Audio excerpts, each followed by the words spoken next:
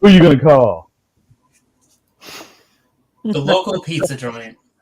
That sounds like a good call. The doctor for my eardrums. Well, a wise man once said, "Patience is divine, but never pay full price for late pizza." Oh my gosh. Hello, everybody, and welcome. I hope you had a good weekend. While we wait for people to trickle in, go ahead and tell me about how your weekend was. I worked. Say hi to the peoples. Pizza. Pizza. Hello. Oh, thank you. Today we're going to be discussing one of my husband's childhood movies. Ghostbusters.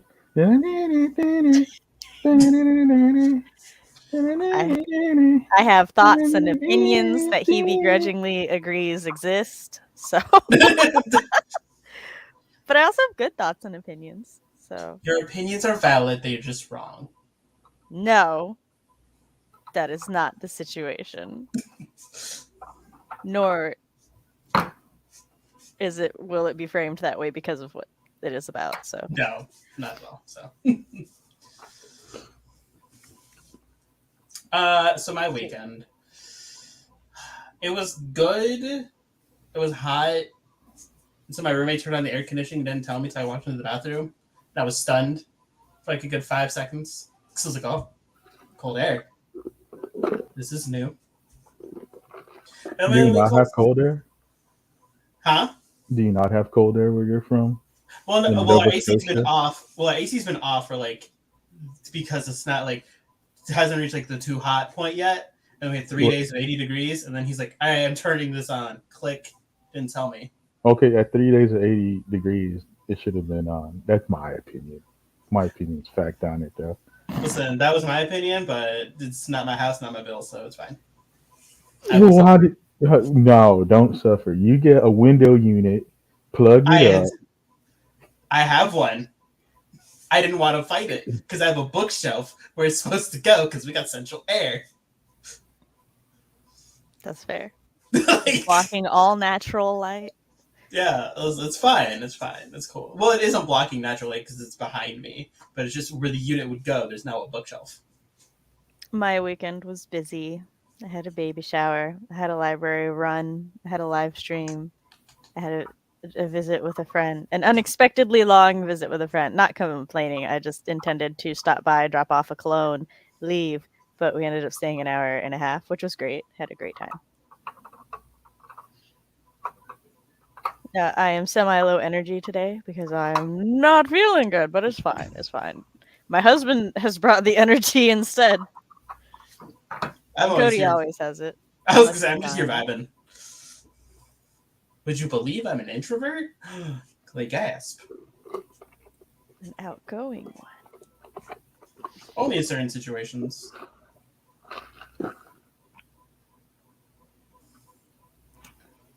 So, that I remember the poll I should be doing.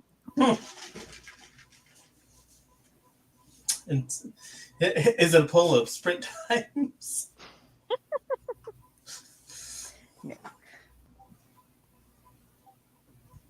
I may be doing my good co-host diligence and sharing things that I should have earlier, but didn't know where my phone was.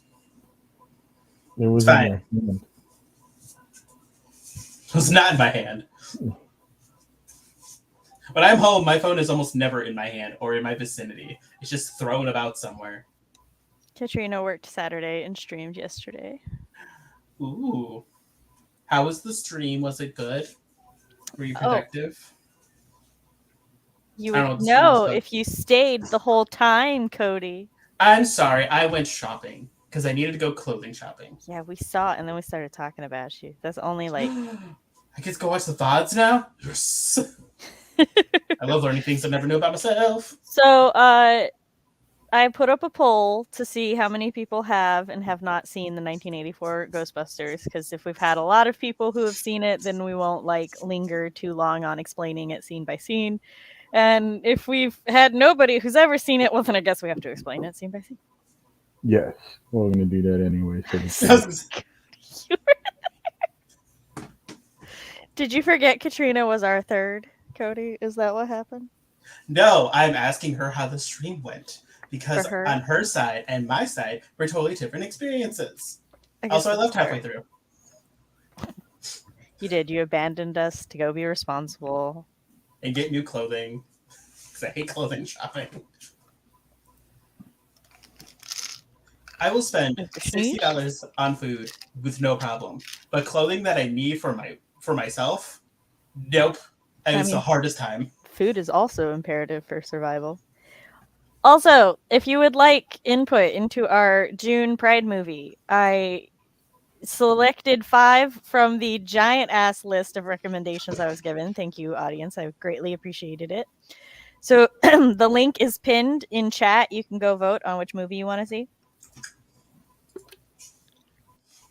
I technically gave 2 lists. Because I was yelled at. I was counting it. It was one list from my community as a whole, Cody. Your list was small compared to this other person. Oh, I saw your list combined. Listen, I saw the poll. I'm like, I don't remember. I don't recognize a good chunk of these movies. I have to watch them now. I was in a voice chat with somebody in Cyborg Central last night as I was organizing the movies so that I could make the poll. And I'm like looking up to make sure that they're all LGBTQ movies.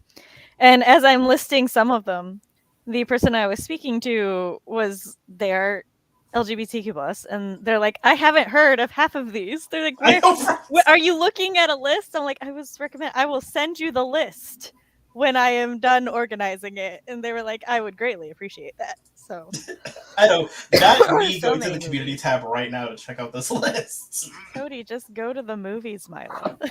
It's there, organized. That would be smart, wouldn't it? That would be a smart thing for me to do. Right, I've got bragging rights.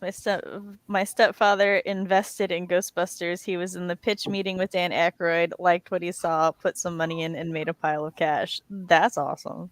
That's good. All right, we are about 8 minutes in. We will go ahead and have my guests introduce themselves. Tell us who you is, Cody. I'm sure people know who I am. My tag says it all. Anyway, hello, hi, everybody.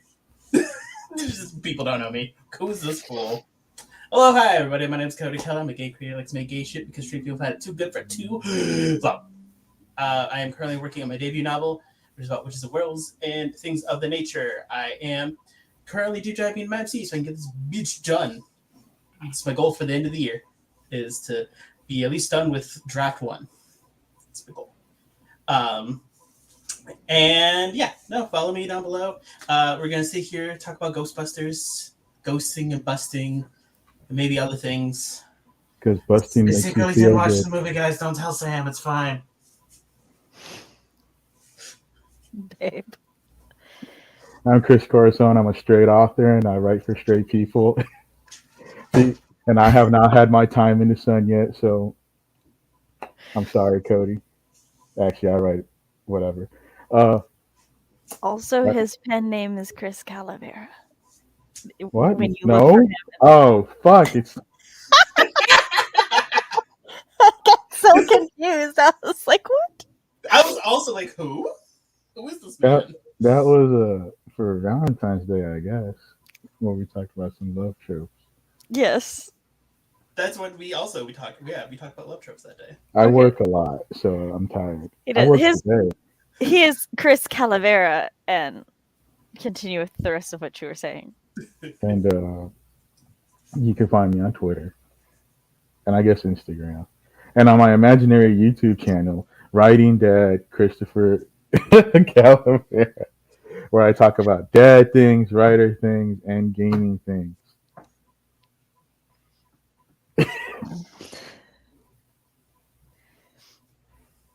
I don't have a YouTube channel. Obviously, I said imaginary.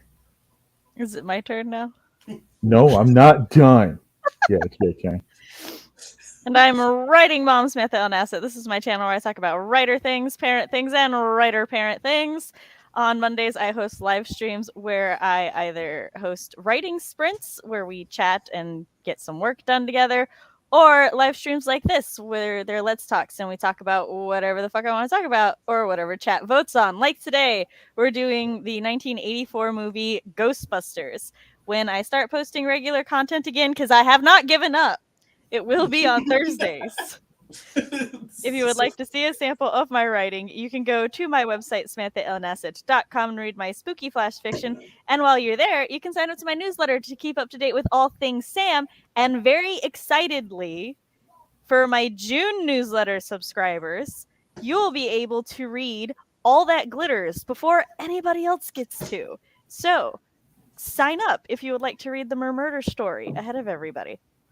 If you like what we do here and you would like to help support us, you can tip the Ko-fi listed down below. Give Sam money. You can also like the stream, subscribe to the channel, and ring-a-ding that bell. As a asterisk side note, if you applied to host for the Worldwide Writeathon in June, Jessica will be contacting host within the next couple days. She's already started, so keep an eye out on your DMs. Yay! Join All the right. fun. And so our first question for Ghostbusters, because I feel this is very important to know because it sets the tone for like the conversation in general, is what did you think of the movie? Did you find it enjoyable? Cody? Keeping in mind the context that it was made in the 1980s. Yes, I am. Before PG-13 was a rating. I probably, because I seen this as a child, but it's back in the memories of my childhood that I don't have access to, so it's fine. I remember enjoying it back then, and now as an adult, it's pretty meh. It's okay. It's not like the greatest thing in the world, but it's not terrible trash. I'd give it a 6 out of 10. There's some entertaining moments. I'm trying to figure out how Throw it to away play then. without shaking it every 2 seconds. Huh? 6 out of 10. No, I'm diagonal now.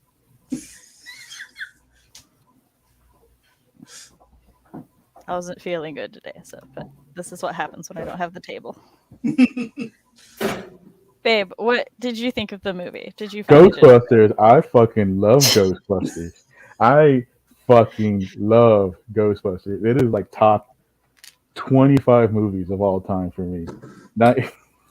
I fucking love I've seen 1, 2, the weird reboot. We're only talking about one today. With the women. I've seen the sequel. I've been to the show at Universal Studios. I've seen both cartoon shows. I have Ecto 1 in my fucking hand.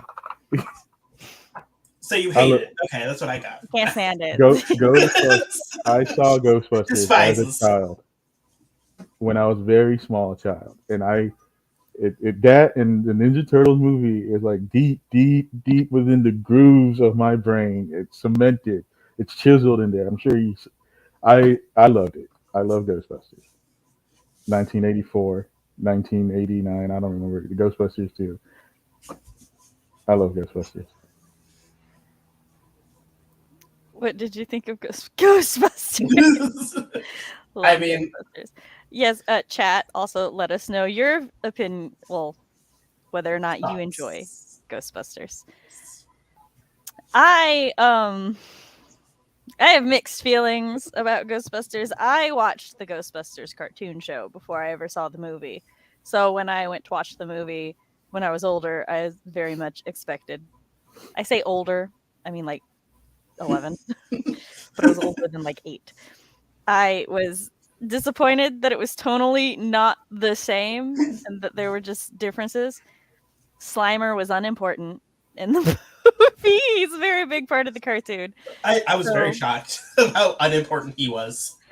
So like I didn't enjoy Ghostbusters the first time that I saw it, and it has a lot of issues that like a lot of people now will go back and watch movies that they have nostalgia for and realize that they have those issues. I was apparently just very cognizant of those things when I was a kid because I did not enjoy certain things of it. Hated the main character so much. But like now watching it, there are parts that I enjoy and there are things that I like about it, and I can see why it has appeal, but there's still those things that make me like eh. I would rewatch it, but it would not be my pick on movie night. Same.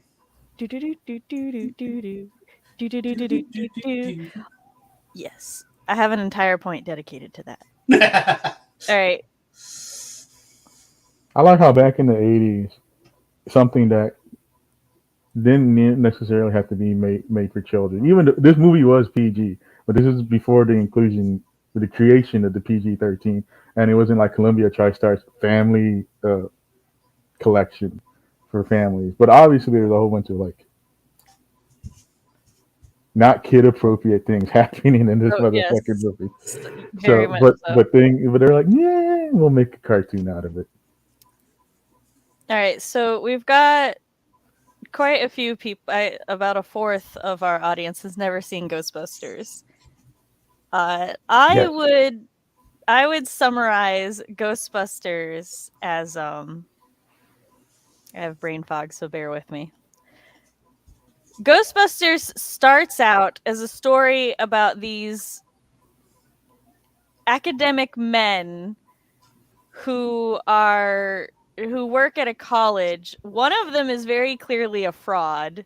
Like it's very obvious at the beginning. They're not even trying to hide it or whatever. I mean, he's smart, but he's just like doesn't believe in the paranormal and everything, whereas the other two scientists very much do.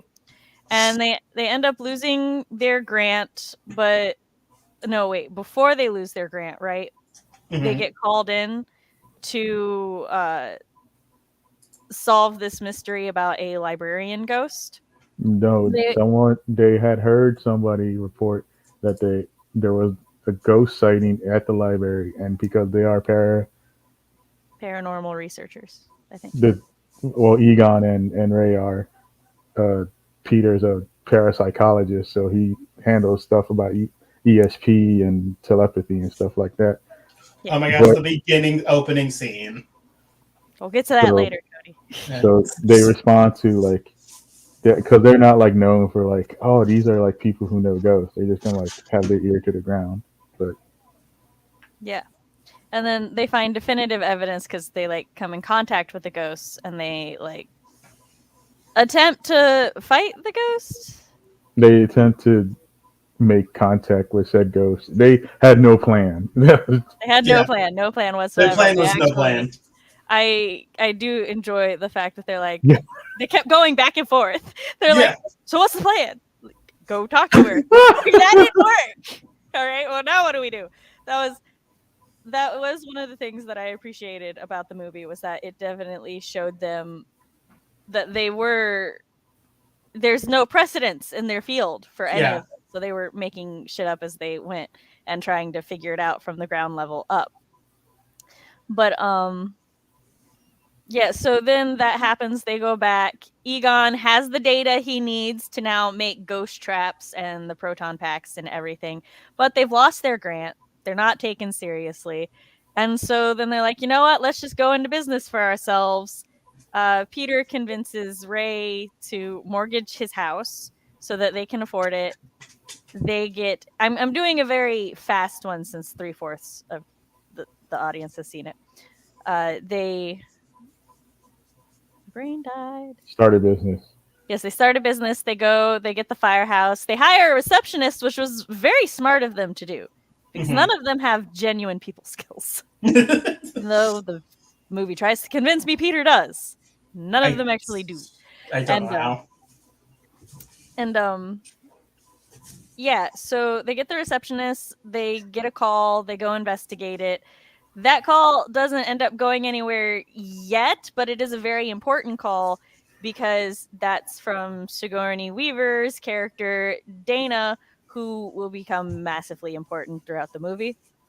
But then they get a call from a hotel where there is Slimer, the first ghost they actually catch, and they charge the hotel a lot, justifiably so. And then they are the Ghostbusters, and we get a really cool montage of them like building their business and earning all their money. And then an environmentalist comes in, and he basically thinks that they're a sham and a fraud, and that they're hurting the environment. Yep. And then he'll come back later, after there's like some more supernatural things that happen. Supernatural Actual tomfoolery. investigation into Dana's Zool thing and Gozer.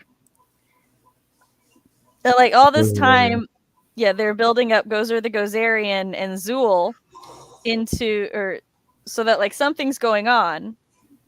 And Ray's character has been investigating this building structure, and you find out that it's basically a giant lightning rod for the supernatural.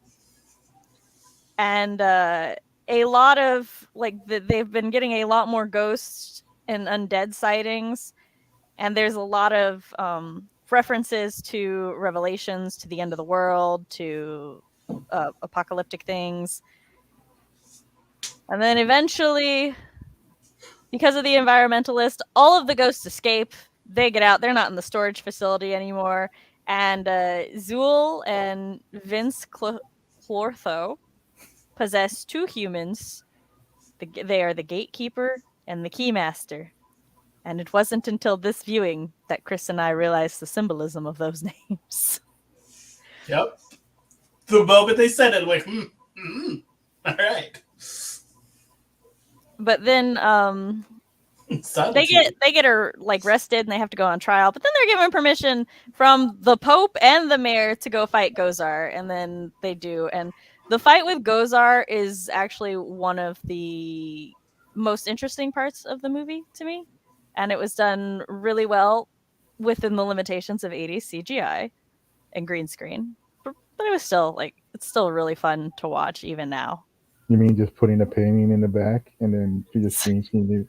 Because that's the extent of any computer methoding. Yes. I mean, hey, it's 80s graphics is still pretty fun. So that's the general overview of the plot. Oh, yeah, Gozer summons the Destructor, which takes the form of whatever you imagine, and Ray thinks of the Stay Puffed Marshmallow Man. Yep. And then they have to fight a giant marshmallow. Gozer is the destroyer. Oh, Gozer is the Destructor? He brings up the Gozer... Traveler. Yeah, the Traveler. I thought the Traveler Gozer is many things. The Traveler, the Destroyer. And so when Gozer enters our realm, the theory is that she comes into our dimension from their previous form, and then we choose the next form. This form now being the Stay Puft Marshmallow Man. Which begs the question of in Afterlife why Gozer came in Gozer's form, but not the Stay Puffed Marshmallow. They did bring out Stay Puft Marshmallows. But the other theory is that because they realized that the Stay Puft Marshmallow form sucks, so they stayed. They're like, we're just deleting this from our inventory. Well, because apparently there's a comic in an alternate universe. Gozer wins as the Stay Puft Marshmallow Man, but realizes how terrible it is staying as the Stay Puft Marshmallow Man. That they went back in time, told the Ghostbusters, fix this. because this is not working out. And then This is not it. It's It's not, not the it. one. We're not here for this. This is not the one. Was this true? Yes, this man. yes, this man has no dick. What about the Twinkie? Dogs and cats living together. Look, I want to like Peter because he's got some good one-liners. But Yeah, I will say he's a piece of shit human. So I agree with that sentiment. You could save the lives of millions of registered voters. There are no friends. There is only Zool. The Stay Puffed Marshmallow Man. When someone asks if you're a god, you say yes. Yes. All right. Who is everybody's favorite character? Easy. Egon Spengler. He's a good one. He is a good one. I like Ray only because he's not like himbo-y, but he's just like, he's not smart, he's not bright. He's just there and looks adorable. Ray's incredibly intelligent. He's like the second smartest character in the movie. Oh. Well, Who's the maybe I first? read him wrong. Yeah, he's the one who figures out that the building is designed to be a giant. I thought Egon did that. No, that was Ray Ray. Stantz. Each of them are smart in their very different ways. The Except three of them Peter. are You won't Except have Peter. me otherwise. the three of them are doctors, and Winston is like, He's street smart because Yeah. 80s. Yeah. yeah, Listen, Yeah. Okay, actually, He's also very learned on religion and the Bible, so that could also. it actually might be Winston because I like how he gets hired in, and then he's just kind of there, and it's just not that he's just kind of there, but I like Winston when he shows up. So actually, I'm like, I love Winston. I do like Winston. Winston and Ray may be my favorite characters because they are the only them and Egon are the only unproblematic characters. Like I have no complaints with any of them. Janine is my problematic fave. Yeah, She's an icon, but honey. I like Egon because there's a lot of subtlety. Like there's a lot of subtle jokes that come off of him, Yes. or like things. So like, way in the film, like the hotel, like Peter talks. That's his thing. He can like sell things, but he just doesn't, I guess, know general stuff because you see this happening a lot. And so like Egon's like, when he's trying to like talk to the dude, like how much you owe, Egon's like, well, like this, like 4 bands, and then another 1 band because of this exit, whatever. So What do you like? What do you like to do for fun? Collect mold, spores, and mushrooms. Janine and Egon forever. Egon. Peter for me. Janine's my favorite. I collect mold spores. I do love Egon, but also Janine is fantastic. Winston's great too. I will say it is a great. Now I'm saving that for a point later. Talk about that disservice. But who do you dislike the most? I don't Chris, know. would you like to go first? Oh, I don't know. It's like You know I want who to say it should be. You just I want to say Walter Peck, but that's like really fucking easy. He's just, I don't know. I mean, that's fair. He's yeah. pretty bad Or character. I honestly don't know. Hold on. I'm waiting for Twilight's answer to pop up in StreamYard. Oh, She agrees. the dickless one. Cody, who's yours? You have to Peter. I hate Peter. Mine is a toss-up between Peter and Lewis. Because Peter at least seems self-aware. He just doesn't care. And to a level, I can respect that. Lewis is just very oblivious. But like Peter and Lewis, I find to be the 2 sides of the same coin. Yeah. Which I didn't explain Lewis to our audience who doesn't know. Lewis is so Rick David, Moranis. What? He's Rick Moranis. Yes, that's the actor. But not relevant. Listen, halfway through the movie, I was like, "Who is this man?" They're like, "Honey, I Shrunk the The Kids." dude from Honey, I Shrunk the Kids. And So throughout the plot to unlock Gozar, the gatekeeper and the keymaster have to possess 2 human bodies. And Dana, who the gatekeeper will eventually possess, she my brain died. She is pursued / harassed by her neighbor across the hall from her named Lewis. He just constantly keeps getting locked out of his apartment in his attempts to like talk to her or get her attention and everything. And he Right. just like he at first you can be like, oh, okay, he's just kind of a shy, awkward guy who's Yeah. just really trying to shoot a shot. But then there's like the scene where they are shown or like introduced. He tells her that he heard her TV on and somebody like complained about it, and she's like, oh, okay, thank you for letting me know. That's weird, I didn't leave my TV on. And he's like, well, I turned my TV up too, so that they would think that it was all of us. And it's like, okay, that's kind of sweet but unnecessary. Weird. And then he's like, I crawled out onto your balcony to try to get into your apartment to turn your TV down. And you're like, sir, this is where you have crossed the line. And like she reacts as if this is just a normal interaction with him. So I'm like, I am sorry, sir.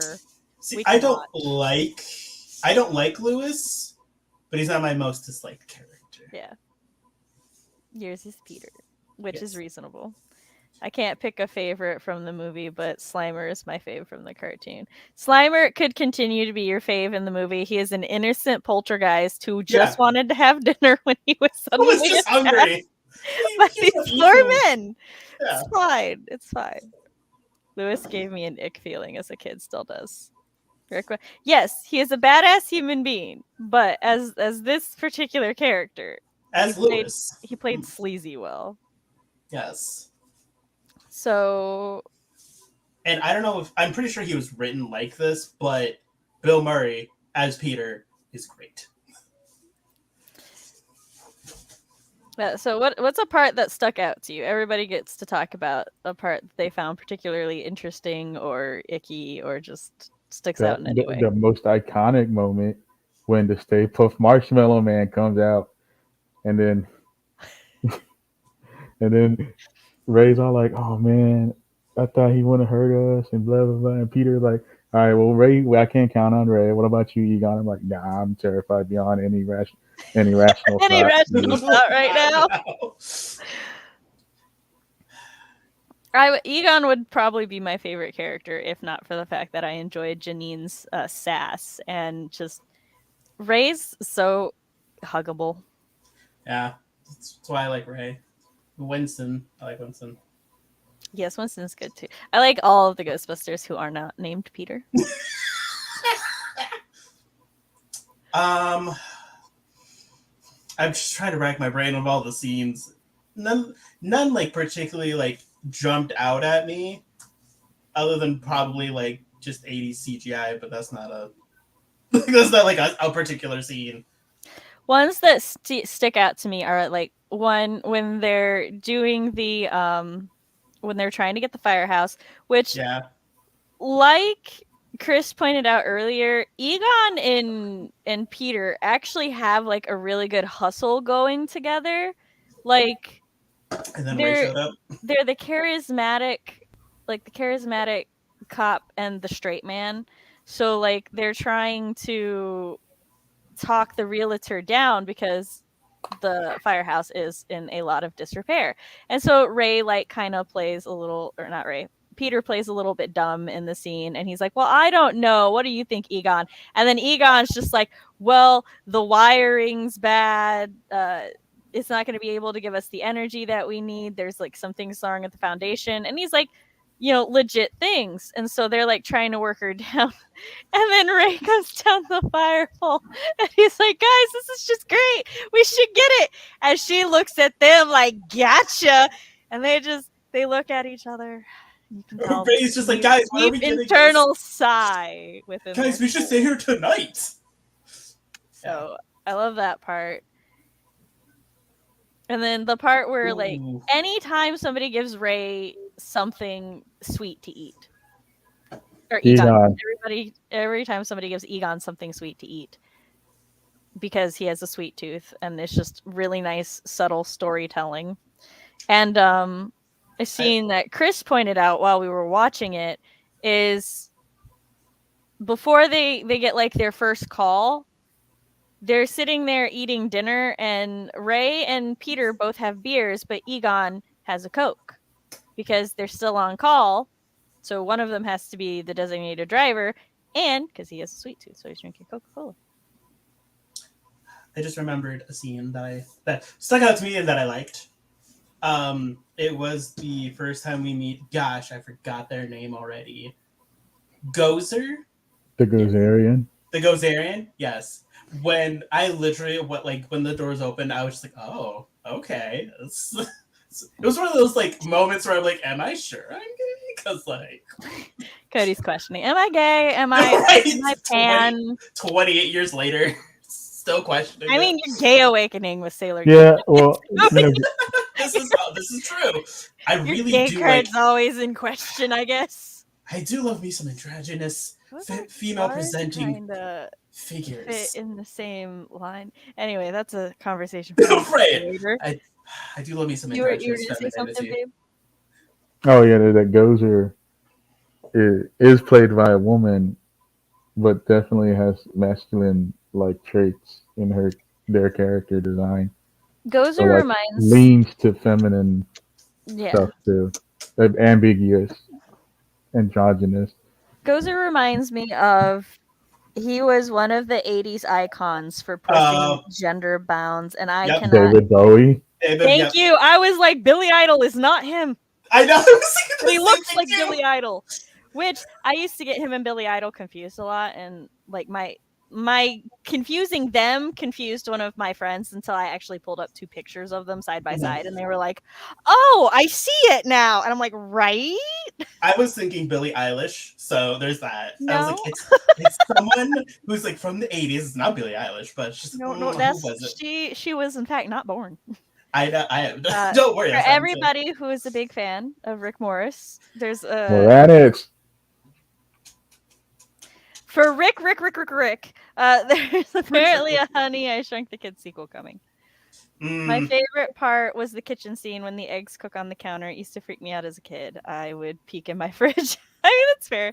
Yeah. It's just a little pricey for a unique fixer-upper opportunity. Yeah, that Ray sliding down the pole scene always seemed fun. And it was the 80s, and they were getting that sweet, sweet ad money from Coca-Cola. Yes. I saw that Diet Coke in that background. I'm like, ads. The jail scene where the 4 of them talk about the oh yeah, that's a good scene. Winston talking about, I'm gonna need my own lawyer. Yeah. all the like other convicts circling around them, like, oh, what's going on? And the other people in there listening to them, yeah, they were so invested. When Lewis talks to the horse too, used to crack me up, still does. Wait, when did he talk to a horse? He talked when he was possessed. And he was running back from Central Park, right. and he was like, "Are you the gatekeeper?" And they were like, "Hey, buddy, you talk to me, not the horse." And he was like, "Wait for the signal. I don't know, forgot what it was. We'll start the uprising or some shit like that." And then you ran off. Also, the I don't know why Vince Clotho is dumb. Yes. I wanted to call him a himbo, but I'm like, I would not call Rick Moranis a himbo, but no. I think Vince Clortho is supposed to be very himbo-esque. Also, when they're in the mayor's office, all the dickless comments come from the scene. And it's just... That's true. Yeah. It's like, it is true. He has no dick. No, Boy George would kind of fit the thing, but Gozer doesn't look like Boy George. Gozer looks like a Gozerian. Yes, and inspired by David Bowie specifically. See, we even just talked about it, and I forgot the name already, and was like, who was it again? Wait for the signal. All prisoners will be released. You will perish in flames, and then he runs into someone. He gets okay. So the police take him straight to the Ghostbusters, and I just love when like they get there, and Janine's like, dropping off or picking up. Yep. Implying this is a common thing. And then like pulls him out. And then she pulls him out, and he's just babbling. She's like, "Get him inside." Lewis is nerd squared. Yes. All right. So I'm certain, having now gone over all of these parts that we enjoy, you may be wondering, Sam, Cody, what's the problem? Right? Let us first talk about Peter. Peter narratively does not feel like they know what he is. He is first shown as being a con artist who is performing an experiment where, like, he holds up cards, and there is a guy and a woman there, a man and a woman, and every time the man gets a card wrong, he gets zapped. But when the woman gets a card wrong, he just lies and says that she got it right. Well, as things go, the man is getting progressively more and more stressed out and upset by this. Reasonably so. He keeps getting electrocuted. Yeah. And until he runs off, and then Peter like starts hitting on the woman, and it's very clear that he's trying to sleep with her. He even got one right too, and still called him wrong. Oh yeah, that's he. Even when he got it right, he still was told he was wrong and got electrocuted.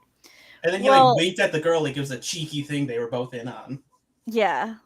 So like it's very obvious that he's supposed to be kind of creepy, right? The narrative doesn't seem to want to reward him for this. He's interrupted by Ray, who's very excited about the ghost library, and they're going to go investigate that. And then when he first runs into Dana, and like he hits on Dana and everything, and she treats him like a creep. She calls him what does she call him? A game show host. Yeah, yes. Game show host. Calls him a game show host, which he's more like a used car salesman to me. And Chris looked it up, and apparently that was the original line, and Sigourney Weaver just ad-libbed the other one. And yeah, because she felt at the time that, or like his character, that like saying a game show host meant that he brings people in, and he kind of does in the movie. It's just narratively with women, he's terrible. Yes. And like she treats him like a creep. She calls him a creep. She rejects him. She sends him out. And then the Ghostbusters become successful and stuff. And it kind of shows her watching their news and their media and stuff. And then the next time he sees her, her attitude towards him is like less standoffish, and even kind of like acts as if she's charmed by him. And I'm like, this makes no actual sense. Like, unless she is a very shallow character, which you're from the way they did not set her up to be. That's not how she was shown to be. That's not really the implication that I would have got from her. And so then like she's even like defending him to one of her upper crust musician friends and everything. So it calls him her friend, agrees to go on a date and all of that. And it's like, then when he actually shows up for the date, by this point she's possessed by the gatekeeper. And overall, he actually handles that situation well. And we should talk about this with the part that stuck out. But this was actually a realistic portrayal of how psychologists would deal with somebody who thought they were possessed at the time. And he does really good and everything until we skip forward a little and he's being called back to the Ghostbusters. And then he starts acting all creepy again, telling her that he's got to go. And he like kisses her shoulder and her forehead and stuff. And I'm like, sir, what the fuck? So it's like they wanted him to be suave, but they were also showing him as being really creepy. And by the end of the movie, he's rewarded because like they kiss and they're together. And it's like, this is just... I told Sam if they kiss at the end and get together, I'm not happy. I will say, I did like his line. It was something along the lines of like, I have a rule about getting together with someone who's possessed. They're more like guidelines. Yeah, but then he kisses her. I mean, yeah, but still, I enjoyed the line. They're more like guidelines. Yes, but I still. They're more like guidelines. That's what he says right after. Yeah.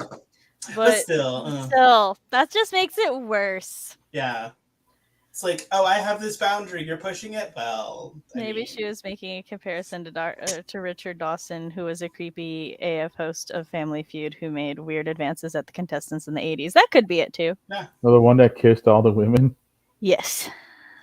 But yeah, so as far as that go, if Peter was nowhere near a woman, he was an okay character. I say okay because there were times when it felt like he was taking advantage of Ray. Yeah. But overall, away from women, he was an okay character. But anytime he was near a woman, he was just no. And it was only, enough that I just hate it. I think the only woman he was like okay with was Janine. Kinda, he was a dick to Janine, but then like he apologizes for it. So. Yeah, that's why I said like he's okay. Yeah, like, in like air quotes, because it's like he didn't. But also Janine is portrayed as a more nerdy woman, so Yeah. it just kind of like shows that he's very shallow. Also, speaking of actually no, we're talking about creepy man. Never mind. I will get to the other thing at another point. We can transition to Janine. Perfect. We gotta be fair here. Janine was fine, except she was a little creepy with Egon. Very forward. But it's like it seemed to be a gray area because it was not overtly clear as to whether or not Egon was favorable to her passes. until the end of the movie when just suddenly he's into it. He could be married. Yeah, later Ghostbusters timelines with his children would say that at this time he would have been married, which just makes that's even more not okay for Janine to do. I will say there was one scene where Egon got up from under her desk, and I was like, "Oh, sir, get it." 2 seconds later, realized that was not what was happening. Yeah, she sleeps above. That's the other thing is that after she's possessed, Ray and the others like treat it 100% as if Dana is his girlfriend, or that there is something there, and he's like no, very non-committal, and it's just it's annoying that it's such a big part of the movie because overall you could probably take it out and the movie would still be fine without that plot. Yeah, but I think she gets possessed like Janine was questionably creepy. Like a little bit under halfway through the movie, I think she got possessed. Yes. All right. Also, the chair coming up between her legs, little hand thing. Oh yeah, I forgot about that. There's a part where she got home from being worked out, and then all these hands just come up, and demon hands start molesting her to take her to become possessed by the gatekeeper. Just so much not okay. And the one just like skews up between her legs, and then they just shimmy. You mean Zool? I was like, what's the gatekeeper's name? Zool. All right. So magic versus science. Bib? Yeah, what? You had a whole ass thing on this. It's your turn. Take over. I don't want to, but all right. All right, so there is a big, and I'm using magic because this is the trope name, but there's no real magic in this movie. It's like paranormal stuff happening, but no magic. Only Zool. Let me get my notes. He's got notes for this. Let him pull them up. Ghostbusters, Flow Crushers. We get the job. Also. Oh, okay. So, like, in Ghostbusters, there's the ghost, and then this is like one of the first movies that showed people fighting off magic through science and winning. So like that, this has not really happened in movies before. This might have occurred in other stuff, but this became like it's like a trope codifying moment with Ghostbusters because they figured out a way to deal with ghosts. But like I wrote down that there's like stuff between it, like science managed to beat Ghost, right? But like using it caused a whole bunch of more damage. And the ghosts just kind of don't really, they show them not doing a whole lot. They just kind of exist. And if you don't bother them, they really don't bug you, I guess. and they just do weird shit. But you call it Ghostbusters, and then they got the proton packs, which cause like I don't know how much that dollars worth of damage. But now the ghost is caught, so like it's weird. It's one of those weird things that like them catching the ghost is just the good thing because they're no longer people are no longer oh we're being creeped out by a ghost.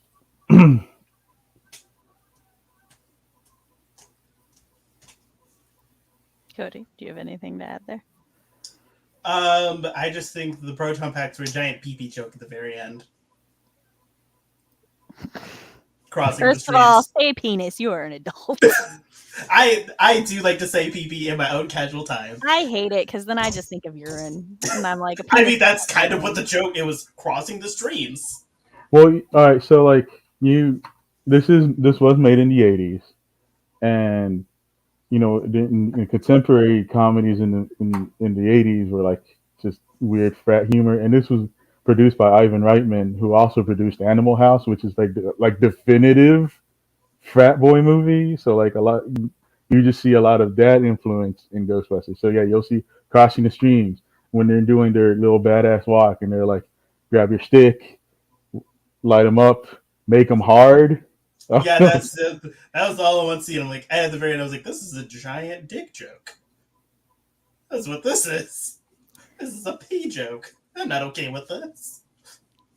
I appreciate that with their magic / religion versus science, neither were demonized because normally in like movies like this, you're definitively religion is right or religion is horrible and wrong, and it's like science is right or science is unimportant and doesn't matter because it's wrong about everything. But in this, they use the science to prove the religion or magic right, I like Yeah. and vice versa. that the So priest that showed up in the dopest outfit, by the way, was just like, the church cannot get involved. But my own personal opinion? but I think Yeah. religious. Yeah. And The church does not condone. I, on the other hand, and if you want to extend it with the religion, adding in religion, you get like kind of these like I wrote that there might be an underlying like big I don't know exactly how to call it, but all right. So in the movie you have what's his face, you have Zeddemore and Ray talking about like this might be the end of the world if you read the Bible, and Ray who had like lost his faith before is like Wait, who did I you don't say in Ray? Zeddemore Winston, that's his Oh, last name. okay. I was also curious. So I was just going to let him go and see what happened, see if I I remember. thought it was just a part I didn't remember. And I And was like, wait, this sounds so like a cartoon.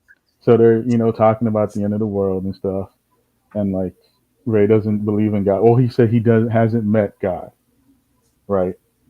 And so like they're just kind of chilling and stuff, and then you get like kind of this like satanic archetype or whatever with Gozer the Gozerian. Not like so much as like how the devil or like Lucifer or whatever will make deals or whatever. Just that they're like kind of just like an evil entity that is being summoned, and this them summoning is going to cause the end of the world, right? And so you're like, so all this stuff that is happening that's causing the end of the world, and then the Ghostbusters stop them, and like it kind of goes in line. They're like, well, maybe, just maybe, in this universe, God is the one who like somehow sent the Ghostbusters, who had like somehow formulated this group in order to stop the end of the world. I find it interesting now that like it's brought up in kind of the certain order that like Ray is the one who's asked, well, do you believe in God? And he's like, well, I haven't met God yet. And then it's like, Ray, are you a god? God. No. The answer is always yes. All right. Well, Oh, Jared there's a little bit of a trivia and there's like expanded universe stuff, but also like the last time Gozer the Gozerian was here, they were also defeated by like four like sage people, four the specifically. horsemen of the apocalypse. No, the Ghostbusters. Boom. No, I'm saying, what if the Ghostbusters are like the horsemen of the apocalypse, I except mean, they stop the apocalypse? I don't know who would be which one. Don't ask me. I don't know what's happening. I'm just here. Story of your Let's Talk life, Cody. We haven't done one where I'm like super passionate about it yet. I like that Haven't you done keep volunteering for everything, Mr. I do. Hall. I show I up. I don't care. I like that they aren't like science is right, religion is wrong, and vice versa. They use both to explain the end of the world. Yes, that's a more concise way of saying what I was trying to say earlier. Got to see what the kids want. That's He wants fair. to see Ghostbusters. They heard what we were talking about. They're All right, like, so if, we will move on to the next point, and if chat has any comments that pop up, I'll come back to them. So the whole slobs versus snobs. Slobs versus snobs. This is a point I had made, and this people believe this is basically the underlying theme of Ghostbusters. This is like the common one, because if you ask someone what's Ghostbusters really about, it's kind of hard to actually formulate an answer.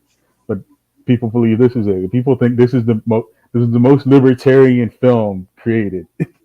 So you get Peter, Ray, and Egon all were professors, or I'm not entirely sure, but they all worked at Columbia University. And I think they were just academic researchers, because that is a thing. And one of them did, but they're like, I think Egon and Ray work in the private sector for a little bit, but Peter never left the college. Because even you guys, Ray, I'm trying to remember. Ray said he worked in the private sector, but Peter never did, because Ray makes a comment about how he won't go back to the private sector because they want results. Yeah.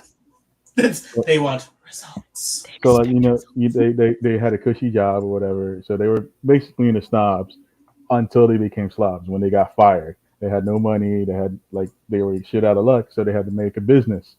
And like,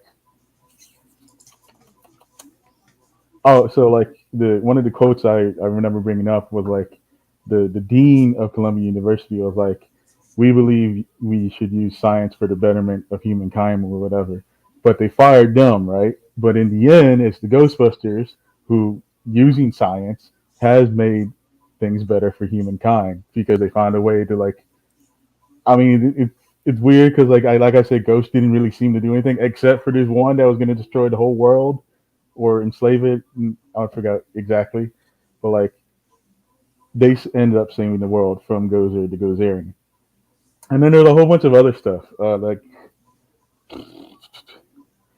when they go to the Sedgwick Hotel, and the manager, bless you, is like, "Hey, I need this ghost cop," and they're like dressed up in like their, exterminating uniforms. That's because it's almost what it is.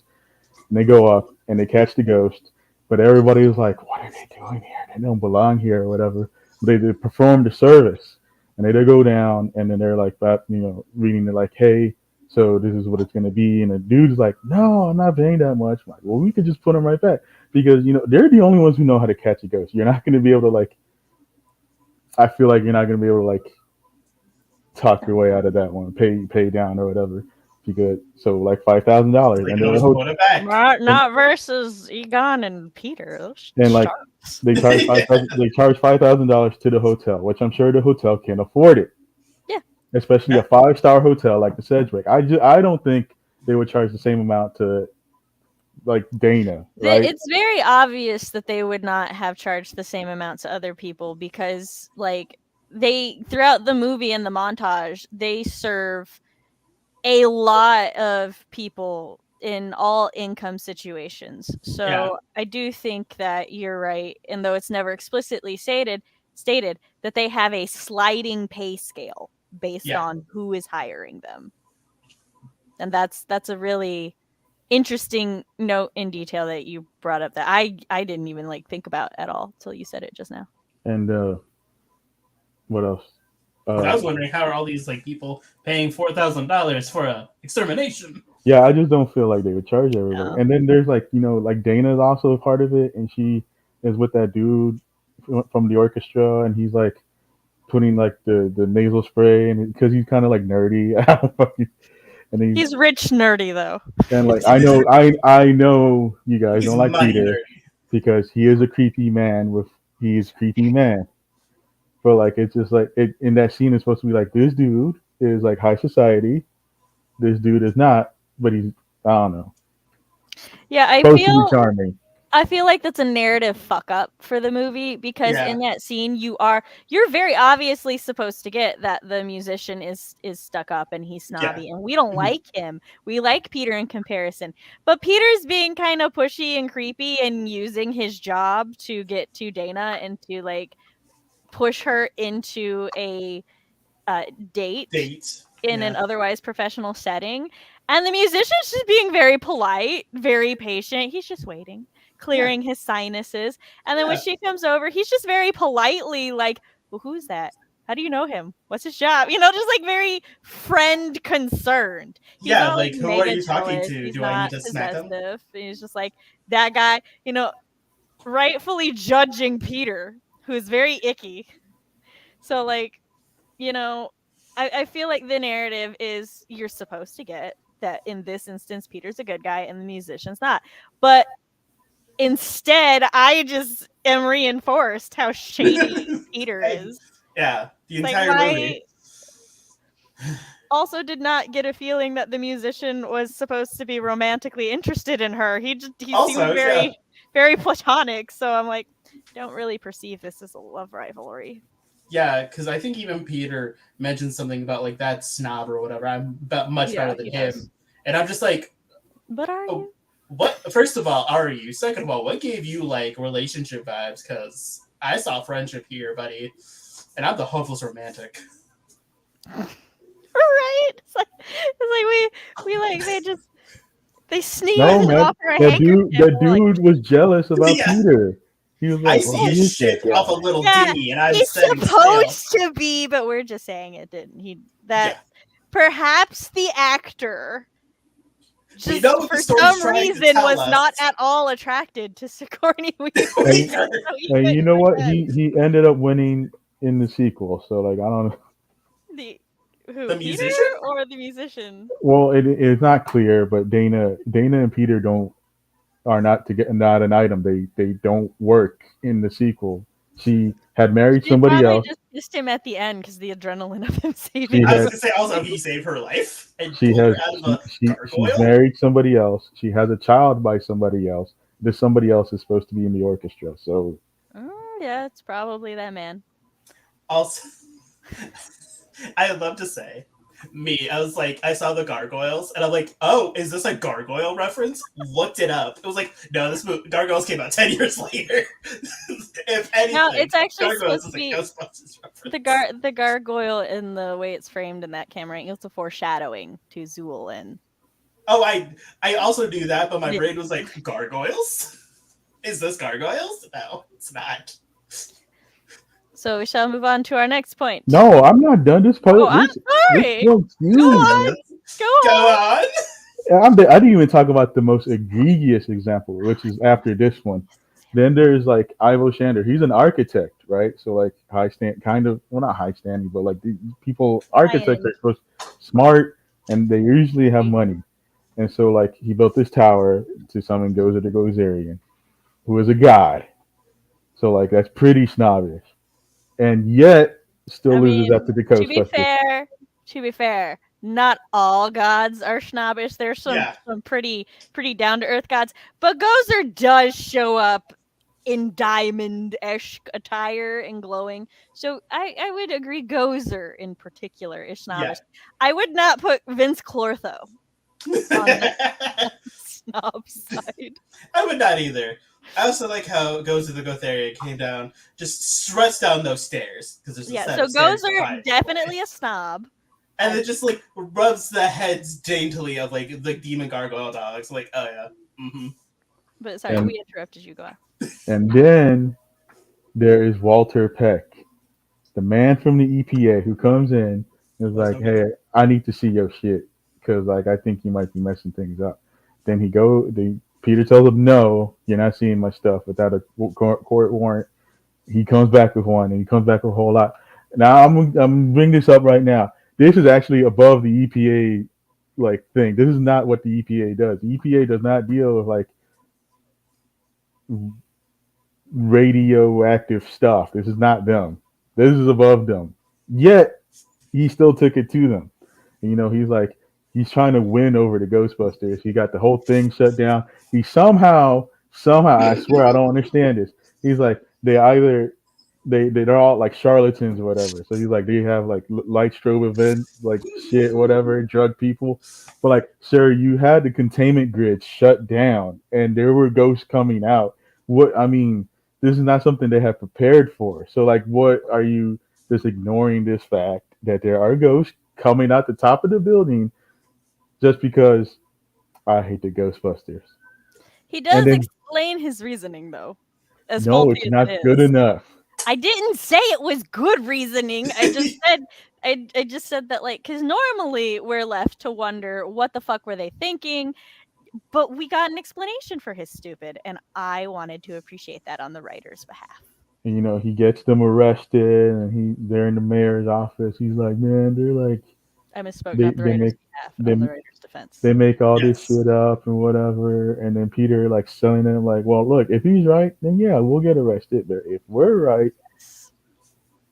we win. Like, I mean, you saved the lives of millions of registered voters. And then they're like, Feelings yeah, I of guess you got a point. And then he makes an outburst, and he's like ejected from the thing, and then he gets marshmallow fluff just dumped on him. The original you got slime thing from Nickelodeon. Okay, but would that be so bad Just, you as a know, we fat can kid? call him Peckless now. Just eat It's a right double through it. pun. Yeah, for some reason, like he really stretches. He like I hope he warmed up before he Yeah, started right? stretching. Because Whew. he's like, okay, yeah, they told me that it would blow up, but only because they like had hallucinogenic gas. I appreciate the police guy who's like, I've been on beat for like 25 years. Right. No, Yeah. this man does not know what he is talking about. I do like the policeman is like, what is no.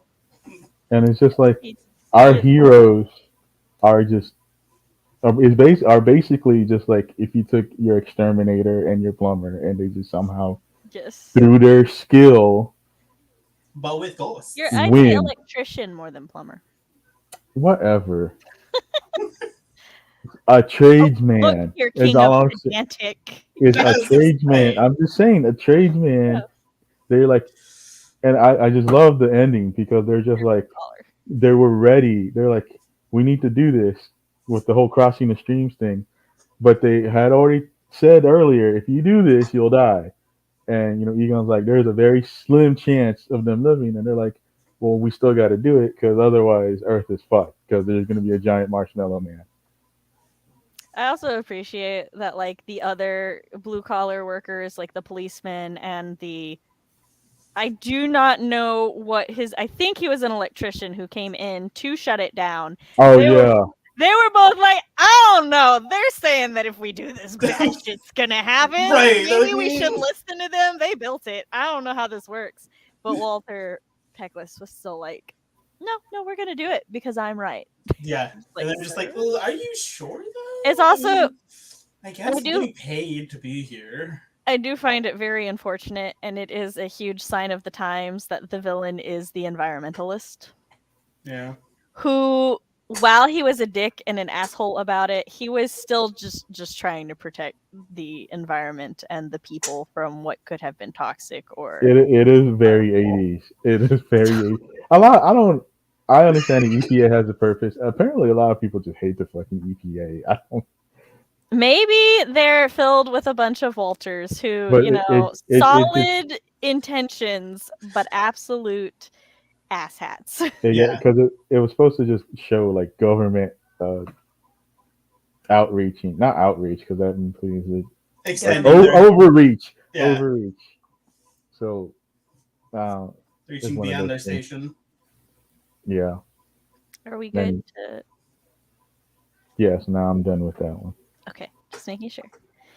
All right, the next point is another point of contention, which is Men Writing Women 80s edition. Mean writing with You writing women?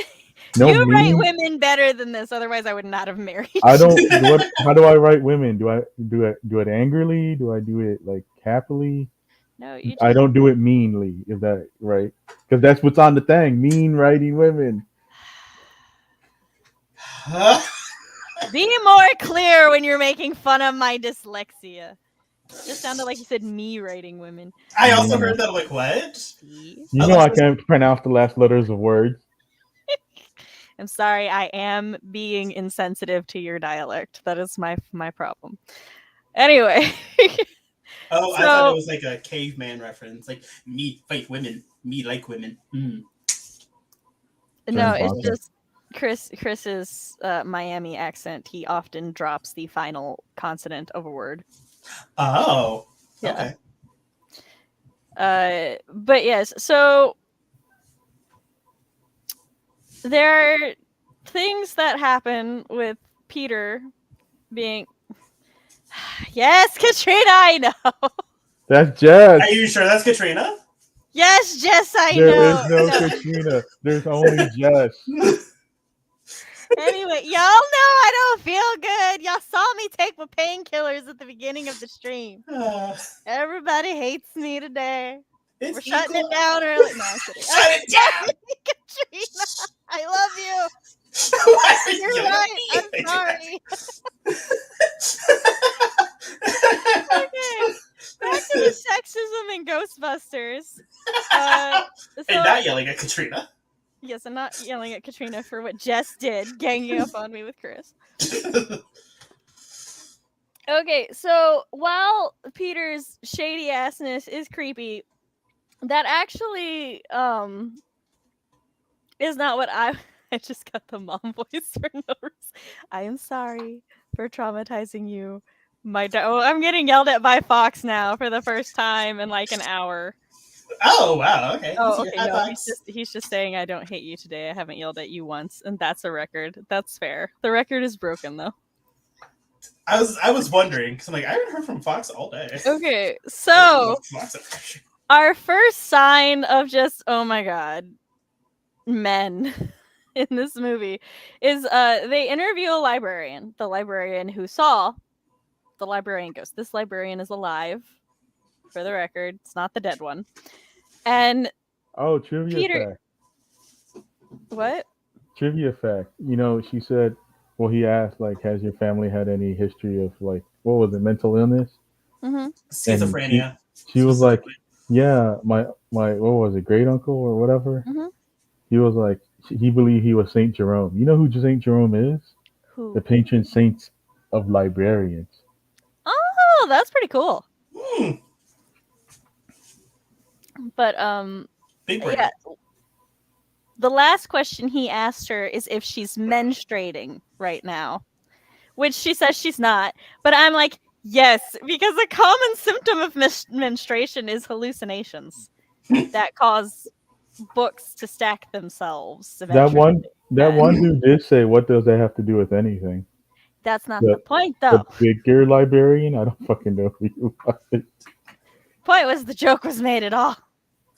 And it's Peter's a shitbag. I mean, that just keeps showing you he's a shitbag. no, yes, but the fact that the joke was made at all is just evident, and that it was normalized, that this is just a thing that like people legitimately thought. And like a lot of things that women do or go through are blamed on menstruation, regardless of the rationale behind it. So it's annoying to see it, and it's like it's not funny, it's just eye rolling. And yes, it cements that Peter is a shitbag, but this is also our main character who I'm supposed to root for by the end of the movie. So and I was fine with like, okay, I wasn't fine with his questioning up until that point, but like as a psychologist who's trying to figure out if this woman actually saw a ghost or if she's just like stressed or dealing with some other psychosis or something, they were reasonable questions. But like then you get to that one, there's no. And then of course there's the presentation of Sigourney Weaver's character, who she's a strong, independent woman who knows how to deal with creeps and who knows how to fend off their advances until they become famous Ghostbusters, I guess, because that's hot. In the beginning, I pegged this from the start. I'm like, I bet you $20 I did not know Sigourney Weaver because I'm terrible with actresses. But I'm like, Hold I on. bet you. The surgery room thing was a cool detail. Go ahead, Cody. But I was like, I bet you $20 she's gonna become like this independent woman who's trying to manage her own life, and by the end of the movie, she's gonna fall head over heels for this douchebag of a man, and we're all just supposed to be like, yay!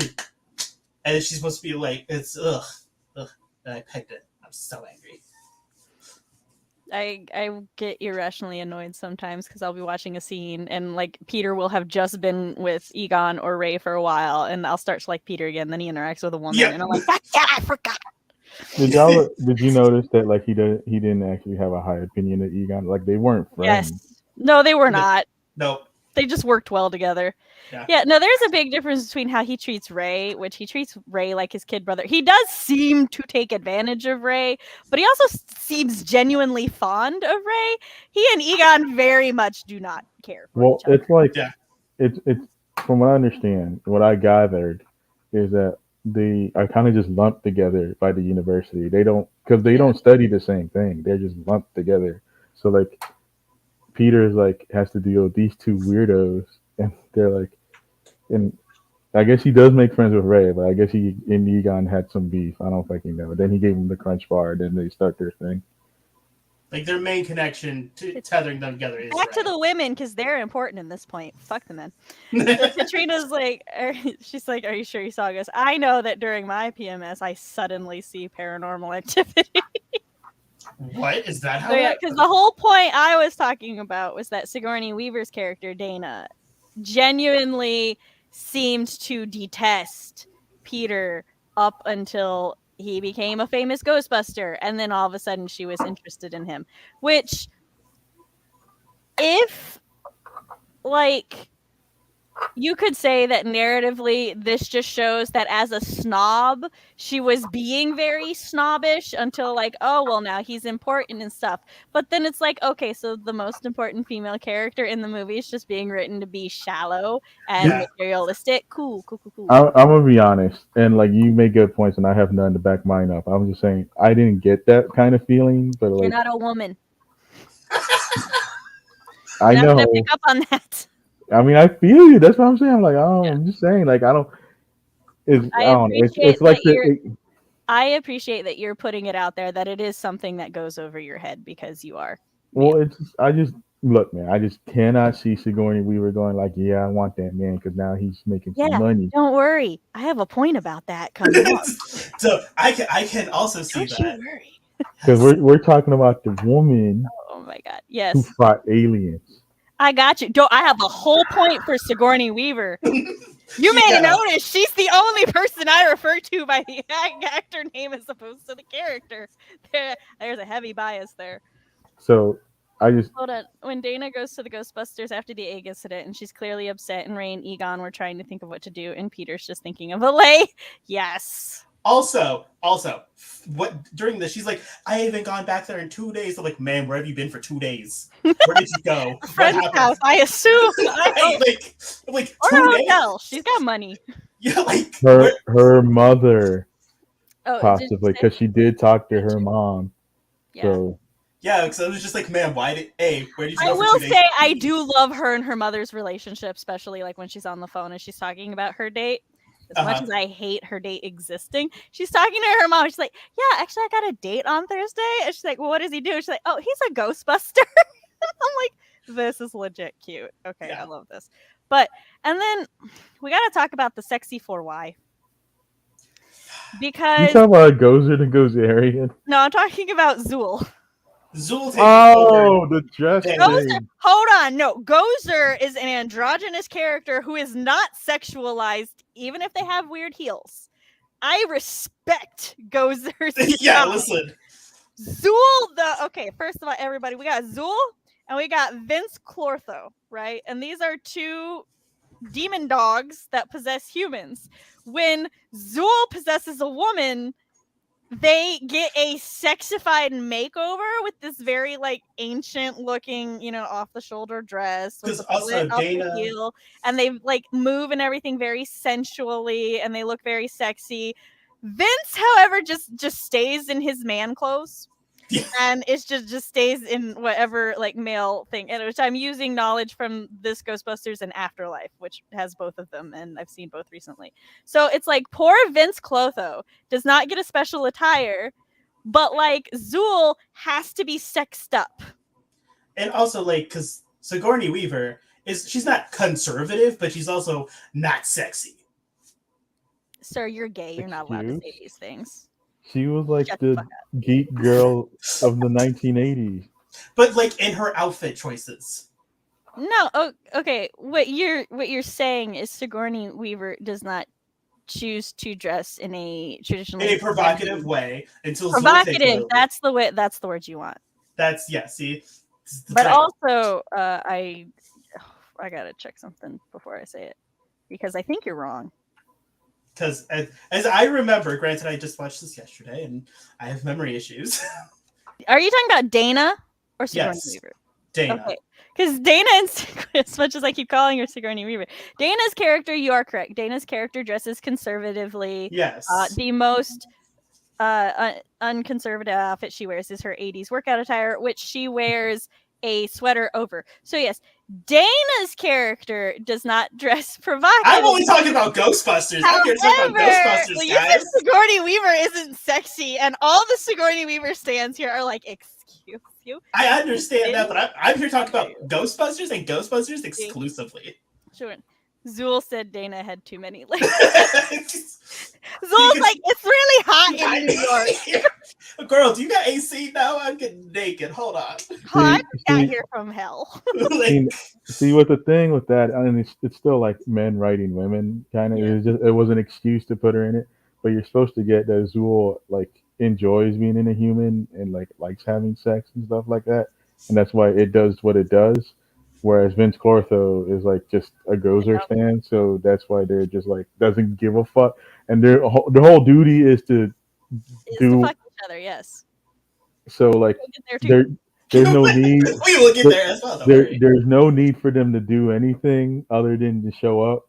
So Vince just does that, but not. Yeah, but that's the problem. Like, I don't care if it has an inverse reason for it. It's still sexist because it's the female version only. Like, if Vince Clortho, or just like even if Vince Clortho also appeared and then was wearing his ancient outfit and he's just like not as sexually provocative in his mannerisms, right? It would still be sexist, but it would be a little more equal. Instead, he just showed up in like, Lewis's like party attire with messed up hair, which is very nerd conservative. For yes. Extremely very conservative. Well, yeah, right. That's why I was like, I know it's still men writing women. I'm just telling you that's probably what happened, and they're like, we'll use that. It's extra annoying when put next to Gozer. Yeah, like it's very blatantly obvious. In the same movie with Gozer. I think it would be more visually and thematically interesting if Zool was so overtly feminine and Vince was so overtly masculine, and then Gozer's in the middle. Yeah. Right? Which, again, I would need himbo Vince Clortho. That's what I want! Damn it! I want himbo Vince Clortho walking around shirtless to balance out sexy Zool. I was about to say you had Ant-Man doing it. I know he wasn't in the thing, but Ant-Man. No! He was close, but not the same. But yeah, so that's my Men Writing Women 80s edition for this movie. Which we're going right into my wasted Sigourney Weaver. Sigourney Weaver! 80s action movie icon! Badass woman! Regulated to sexy love interest who's only mildly important. She does an amazing acting job as Zool. Yeah. Like, she is chef's kiss. But she could have been so much more. Could have been so much better in this movie. How dare they do also, this? She's gone like most of the movie, too. That could just be budgeting. She's that, too. I'm sure Sigourney Weaver is very expensive. But, yes, but like, she's also like that in the movie a lot. She could have fought the Ghostbusters. Right. Oh, I know that's not Zool's job, but that would have been so cool. Your thoughts on this? Boop. What? Your thoughts on Oh, this? on Sigourney Weaver. Yeah. And the wasted Oh, potential of having an action icon. As the youngest person here, I've also not seen all of Sigourney Weaver's movies from the 80s, so this is why I only reference I mean, Ghostbusters. Correct. they did, but like she wasn't cemented as one. I mean, she did Alien, but Alien wasn't the same as Aliens, which Aliens kind of made her the the badass one. So like this was like an in between step for Sigourney Weaver. So like that might explain her chickification role, but like it is sad to look at now because it's like, well, she didn't do anything other than like talk to Peter and then get possessed by Zool.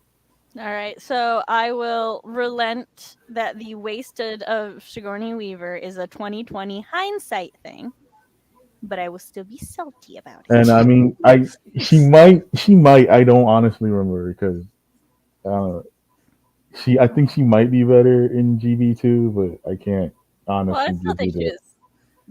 Oh, you mean Ghostbusters too? Okay, I was Yeah, still aliens. I really, really wish they made her a Ghostbuster. That would have been fun. They could have done a lot more with Dana. She stayed in her apartment, and there was only one incident before she was possessed. I think not. There really was She only would have one. kicked the ass. Yeah, she was mainly there for Peter to flirt with. well, yeah, like they could have done it. I think, but there was also like some budgetary constraints because like in a movie for a movie called Ghostbusters, how much actually busting did you actually see? You saw one Montage librarian. over my jams. Yeah, the montage did not show a whole lot of ghosts, if I any know. ghosts. I was They looking Yeah. showed for them. pictures They of the showed them being done with jobs. They showed them going to jobs. They did not show them actually doing their job. There was so like To be fair, it was called Ghostbusters, not Ghostbusting. And they're the Ghostbusters.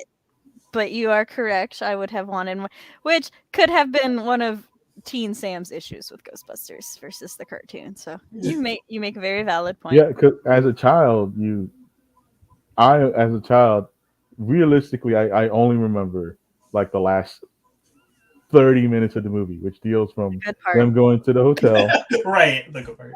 and the Marshmallow Man. Anything before and after, I mean, That's fair. before Well, there's like is 4 not like montages, but yeah. so like. But as an adult, yeah, I've seen it and I know the movie now. But as a child, it was like I only remember like the Green Slimer because that existed and he had a whole juice He's the mascot for the whole thing. and then the whole thing of Gozer the Gozerian. All right. So we've agreed that while Sigourney Weaver's potential here was wasted, it's a hindsight 2020 wasting. Yes. Because I did forget that she may not have been in her movies yet. The badass action babe that we know her to be. All right. So, question: is Gozer ahead of their time, or did the Hays Code strike again?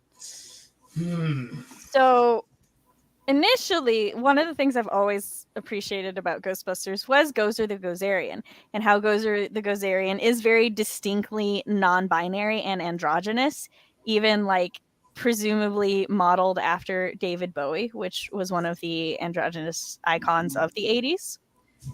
But as I was writing my points today, I was thinking about the fact that Gozer is the villain. Indisputably a bad person, well, a bad god with no leeway, right? Just goes around destroying things. And there's no other LGBTQ in the movie that we know of. So it's like, was this the Hays Code again? Like, how many people? Like, what are y'all's thoughts on it? Which, for those who don't, sorry, for those who don't know what the Hays Code is a censorship code that Hollywood used to keep movies a certain level of conservative. Like there was actually a time in early Hollywood when gay media was common, and you could actually like find LGBTQ characters all over the place. But then the church had an issue, and the Hays Code was invented, which brought about a lot of like racism and homophobia and everything. So then like that's when LGBTQ characters became regulated to dying or villain roles. That's also where queer coding began, because now characters needed to be coded a certain way. You couldn't just say that they were gay. So that's what the Hays Code is. I recommend looking into it. It's fascinating the way that it transformed the Hollywood landscape. Also, lavender weddings. Yes. I'm gonna say my thing and then go tinkle because I got a tinkle. You have to urinate. I have to tinkle at the pot. It's fine. What the fuck is a pot? He can say tinkle, that's pee. I'm just saying don't use pee to mean penis. Because No, he has to urinate out of his urethra. I have to piss. Is that better for you, Chris? No, you urinate. I never say that. I will. Anyway, go on, Cody. I was thinking in the beginning of this question, I was like, yes, ahead of their time. And then you mentioned the Hays Code. And I was like, this was Hays Code time. So I think it's a little bit of both. I think having them be androgynous is ahead of their time, but unfortunately it is because they are the villain. So no, it'd be Hays Code. no ahead of the time, it's just straight up Hays Code. Or not straight up, but just in my opinion. It would just be the Hays Code coming through. Because even though it's not obscenely utilized or brought up a lot, there is religion and a church, because you see a priest and still a dope ass alpha come into the mayor's office, so thus it is still there. Oh, you have a good point there. The Catholic priest. Yeah, even though he just shows up, just says, "This is my opinion," and walks away. What is your recipe for making your own homemade ecto cooler with 2 ingredients?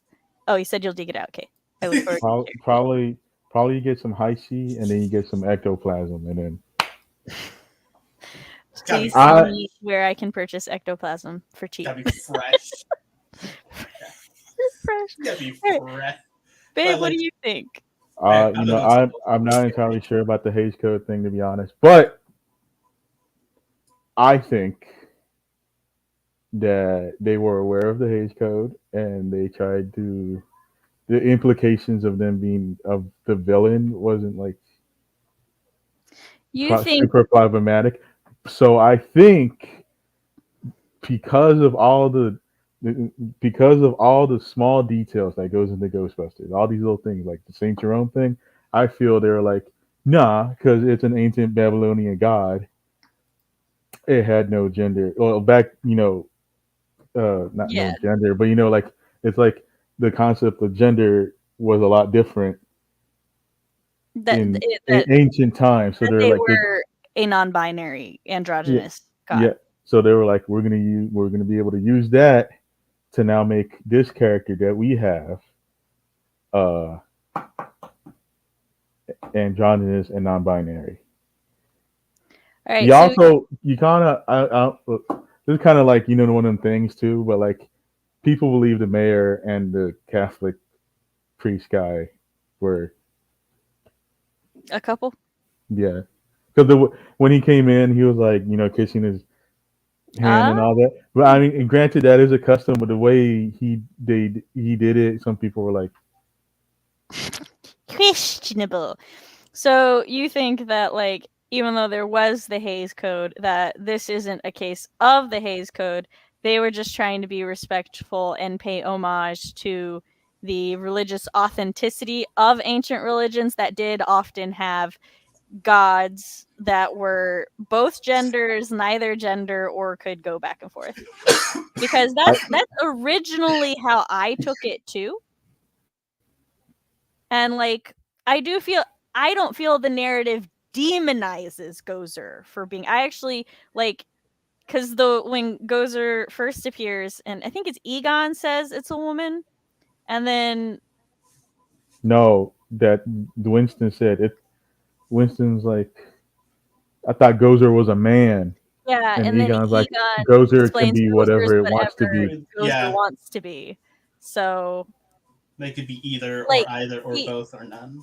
yeah, so seemed like Egon at least seemed a little reverent of Gozer's ability to do this. Though, So, though I think to be fair, Gozer isn't anything it wants to be. It has to be chosen, given a form, and then it can be that form, and do not give a fuck about the form. Chris just DM'd Sailor Twilight. I need you to know that my husband just DM'd me the recipe. Yes, because I I want assume. Ecto Cooler. I just wanted them to know that it's that appreciated that you sent it to Bro, me. it had So like that we can Slimer keep on the box and everything, man. I'm taste gonna look alone it is up. just the two. Oh, you can add 3 ingredients if you add food coloring, but the taste alone is You just said it's green.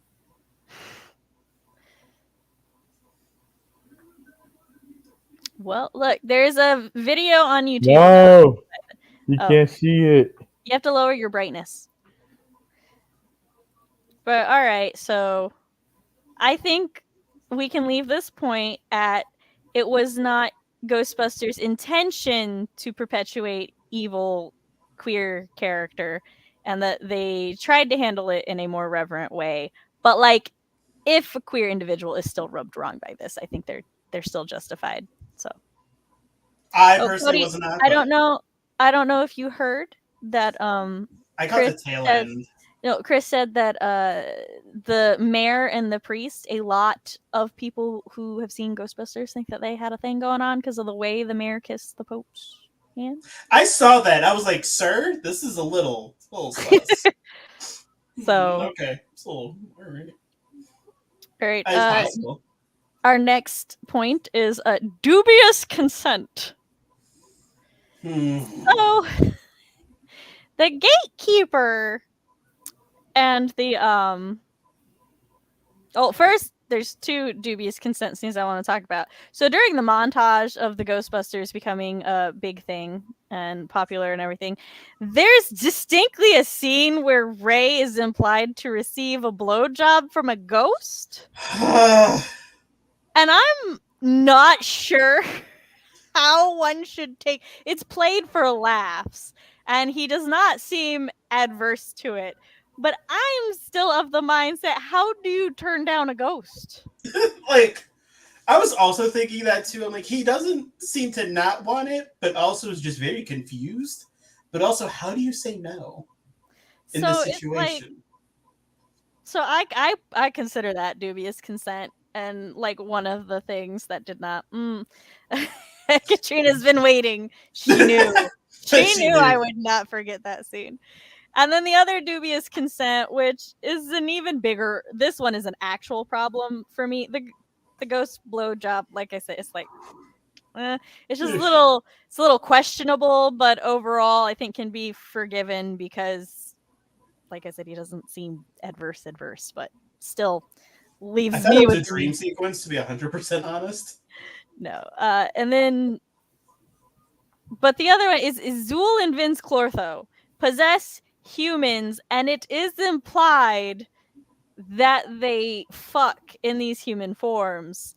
And in this movie in particular, their forms are Dana and the creep across the hall, Lewis, who has been giving her advances that she does not want. And it is never addressed in the movie that this is icky or weird or no. I think And she tries to avoid him at all costs, but he still shows up, and she's just like, yep, and like and yeah, I some gotta even go. and while you could be like, well, maybe they didn't have sex because it doesn't actually show them have sex, just they kind of like walk off together, and then the next time you see them, they're both laying fully clothed on a stone slat.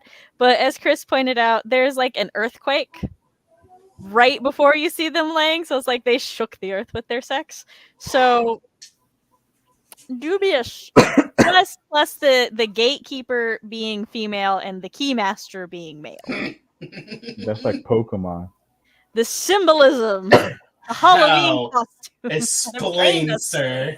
How is it What? like Pokemon? There's a Hold on. So apparently the ghost blowjob was a dream, which Yes, just he woke up. I mean, he was asleep. look, that is a weird fever dream montage, and no matter how you like the ghost went in his dream, that's still some boundaries. Yeah, it just like Literally. hovered over him and then like slid down and disappeared too. I was like, this is all right. But yeah, see the keymaster and gatekeeper, right? What? Not me just assuming that was how she Eight had a forty. baby.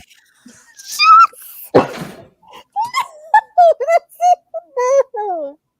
I mean fair, but also horrifying. No.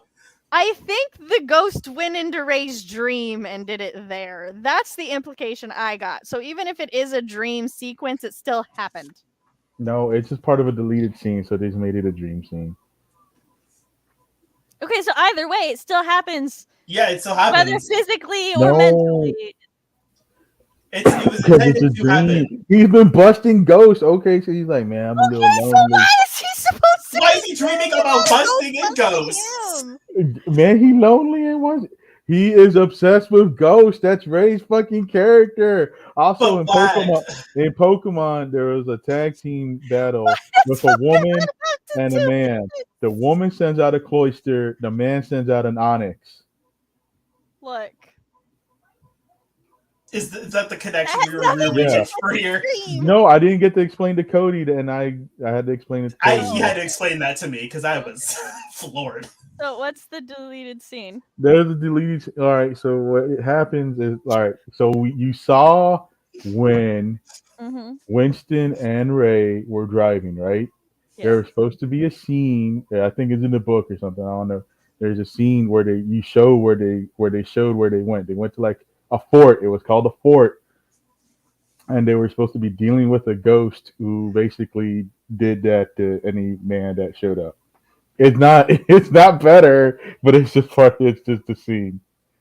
Which just strengthens my stance that it happened, whether mentally or physically. Yeah, because It happened. No, it was a Ray dream. shows no signs of being sexually interested in ghosts to that point. So I'm not believing he just had a random wet dream about ghosts. He You're had just a not- random. it's not gonna happen. Dreams don't make dreams. Just pull ghost. I want to have sex. That's the dream. No, Yes. it's sticky. No. Though no, because if that's the case, it should not be in the montage about them busting ghosts. It just shouldn't. It should be There should separate. be no busting in ghosts in the busting ghost montage.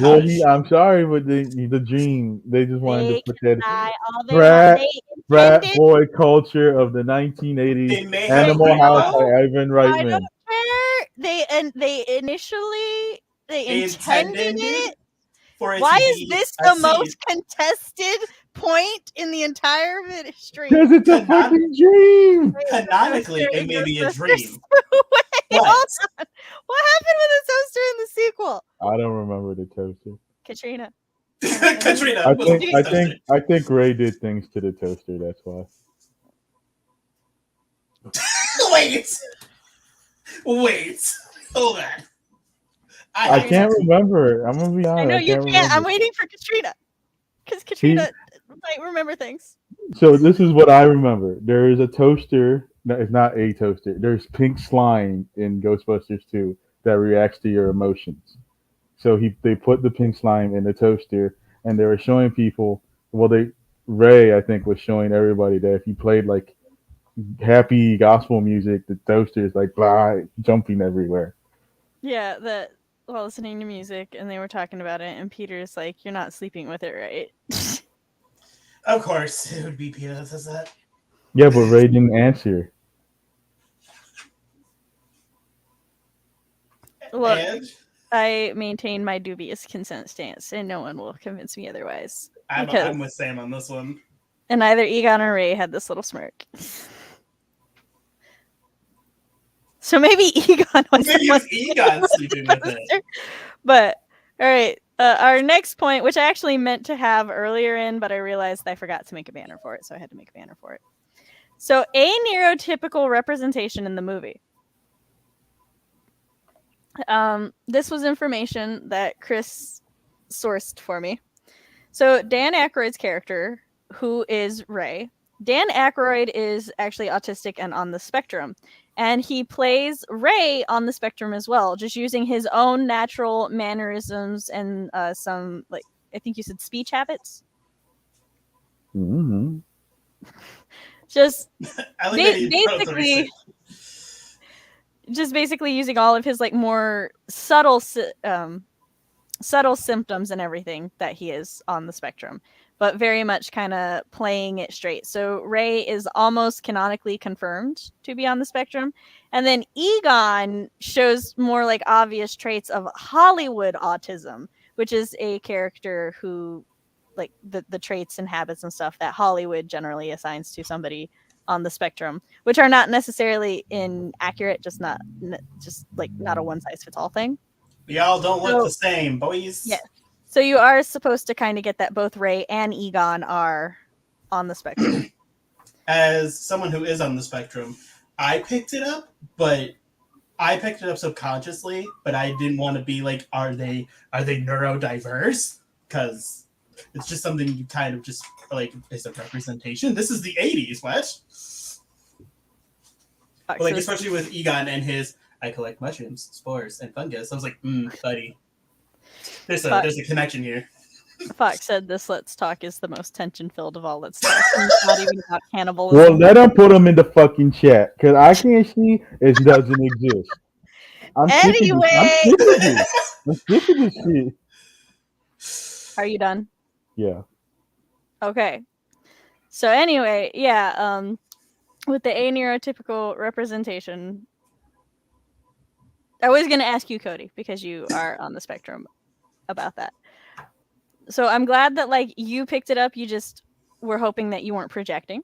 Yes, because I do it all the time. That more means that like they did it well. At least that's what it means to me. Because like with EGOT, I definitely picked it up a lot faster than with Ray. Ray was definitely like you're more subtle. Ray was more like I could see them just like pulling you off as like oh, he's not neurotypical-ish, he's just quirky. Where EGOT is very clearly like, I can see it, buddy. Mm-hmm. Especially with his interaction with Janine is when I really got tipped off. Katrina says she picked that up when she rewatched it, but she wasn't sure if she was reading too much into it. I think that like one of the biggest indicators for Ray is supposed to be that he is very socially oblivious. Mm-hmm. He does not read a room very well at all, like the firehouse scene. I think the firehouse scene is what implements EGOT and Ray the best. And EGOT in like the Hollywood fashion, especially with like the architects, he's like, well, this is wrong, this is wrong, this is wrong, this is wrong, this is also wrong, this is also wrong, this is also wrong, also wrong. And then there's just Ray, who's just like, who could probably hear them trying to con this salesperson. It's just like a fire pole. Woo! I'm excited, guys. I just thought they were being funny. I mean, I'm glad it's there for people who. I like it because see, I like the way that it's done for Ray. Like I like that Ray and Egon both exist together and show the like differences. And also the way that they do it. It's Ray does like in some other movies, a character who's on the spectrum, when they're being socially awkward, it's portrayed as super awkward. And that like everyone around them knows it's awkward and they're just kind of tolerating or putting up with it. But like they're all genuine. They're just okay with each other. It's like this is just how we act. Like when he does that, Egon and Peter, they're not annoyed with him. They're just the deep sigh because he just fucked up their negotiations. But like, also, go ahead. I'm sorry. But so yeah, and then like Peter often, sometimes condescendingly, but a lot of times genuinely, he'll be like, okay, explain it to me. Or he'll indulge their hyperfixations. And like he'll listen for a while until he's like, okay, I need to actually understand what you're saying. Could you talk to me like I'm stupid? Yeah. So it's like I was just gonna say, like, they never make fun of Ray or Yeah. EGOT for their idiosyncrasies. Like, even because, like, I don't know, if I ask the guy what he likes to do for fun in any other movie, and they're like, I like to collect mushrooms, fungus, and whatever.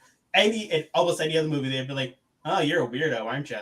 Yeah, like that's. But That's Janine's just like, I could roll with that. You yeah, Janine's like, I can work with this. It's And fine. like, You cute. I can deal with fungus. and even Peter, the resident asshole, doesn't make fun of them for it. No, because Peter's actually a good friend. Yeah, like, Mildly manipulative, but a good friend. yeah, and like even him and Pete, like even Egot and Peter conning the firehouse that you're trying to is still like, because Peter knows that Egot can. To be fair, I would not say Peter and Egon are good friends. They're good business partners. They're good business partners, yeah. But Yeah, like Peter doesn't basically ridicule them, make fun of them, or anything. Yeah, for their idiosyncrasies. They both are very much, because I've been in that situation on both ends, where you're just like, all right, this is what's happening right now. There's also the scene when Ray finds the car, Ecto 1, and brings it to the firehouse. And he's like, cool, how much? And Peter's like, cool, how much did it cost? And he says $4,800, which $4,800 is a lot of money now. Yep. So 1980s money, it was like, what was it? I forgot. Like, there's the broken wires. Hold on, for some context, we looked up. Winston says 11.5 because a year. 11.5 a year isn't worth this. Which so 11,500 was their what is salary. The word? Salary. Thank you. It's because right I also thought the word is right there in my notes. Anyway, 11,500 was their salary, and it translated to 30,608 in modern money. So they're like middle class. Yeah, because depending where you live. So yeah. So if 1150 goes to 30, then it's almost 12 hands. Yeah, it's 12 hands. Okay, so 12,000 for a car that's pretty much shouldn't be running. Yeah. So continue with your point. Sorry, we're just trying to help. Oh no, it's just he like paid all his money for a car that needed everything: shocks, transmission, wires, brakes, tires. I forgot what. He just ran off a whole list, and he basically listed the whole car worth of shit you needed to put into it, and it got it done in a day. Yeah, probably I hyper fixated on that auto mechanic stuff, and was just like, I couldn't get this done. And I bet it's running perfectly.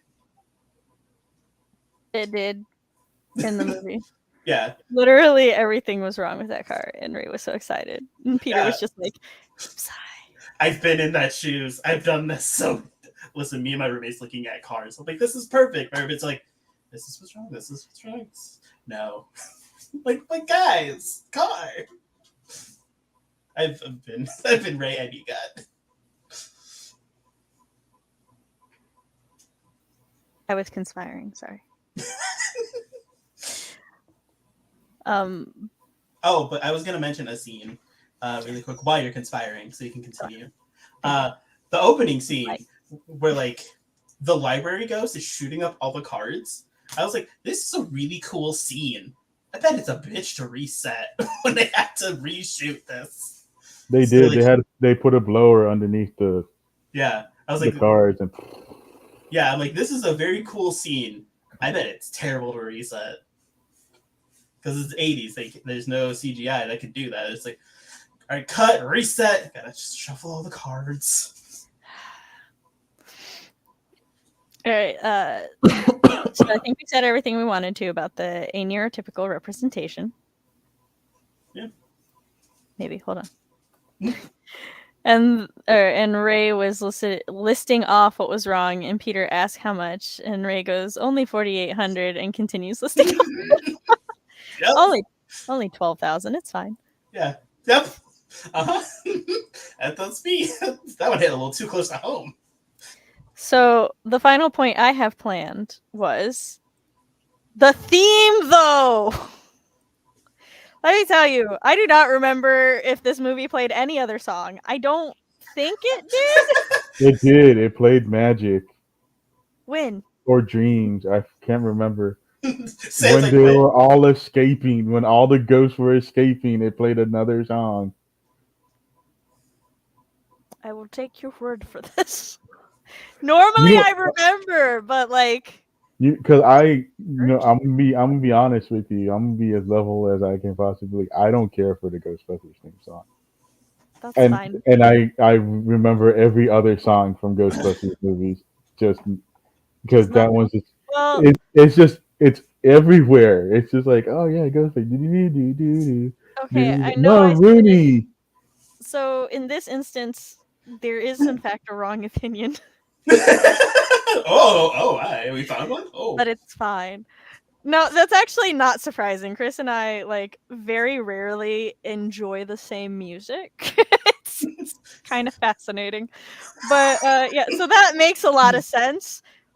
But in my notes every time the theme song came on, it definitely says and Sam's Jam plays. So, every time I heard it, I will say I audibly said, Sam's Jams.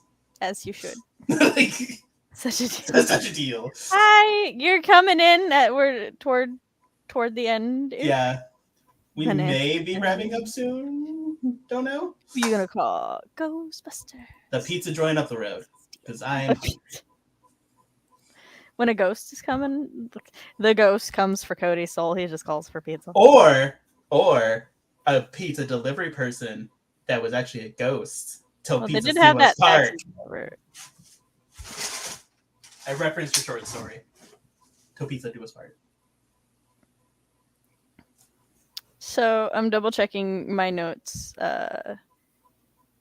We talked about those. The theme is a bop, even if my husband hates it. It's fine. Oh, the world lore. So the actual lore and everything in the movie, I think, is very interesting, and I love the way that they built it. What are you talking Like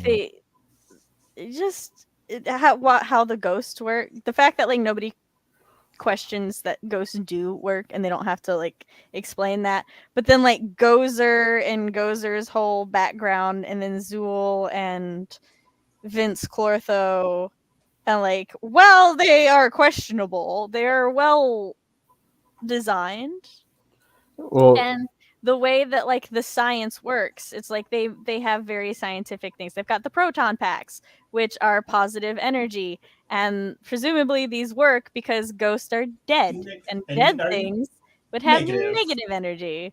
So I saw your So I post just- earlier in CC, so yeah, I appreciate the world lore of it all. it all did seem to work. Makes sense. There probably was plot holes, but there wasn't anything that was just like It was brush all it it under was the rug. believable. We'll Everything was explain it believable. later. Yeah. There wasn't any. There's not a point or a time where you go, wait a second. Yeah. I don't know how much this would extend to, but like with the world building, so like this is kind of like almost like a pet project with Dan Aykroyd because his father was like a paranormal specialist or something, and he's also big into paranormal stuff. So like he pulls from his own knowledge and his father's knowledge to create a world where ghosts are believed because he every like all those things he's like you've been part of the largest cataclysmic event since the whatever thing of 1904 is real. It's real. He just Notable. not something he made up. It's real, and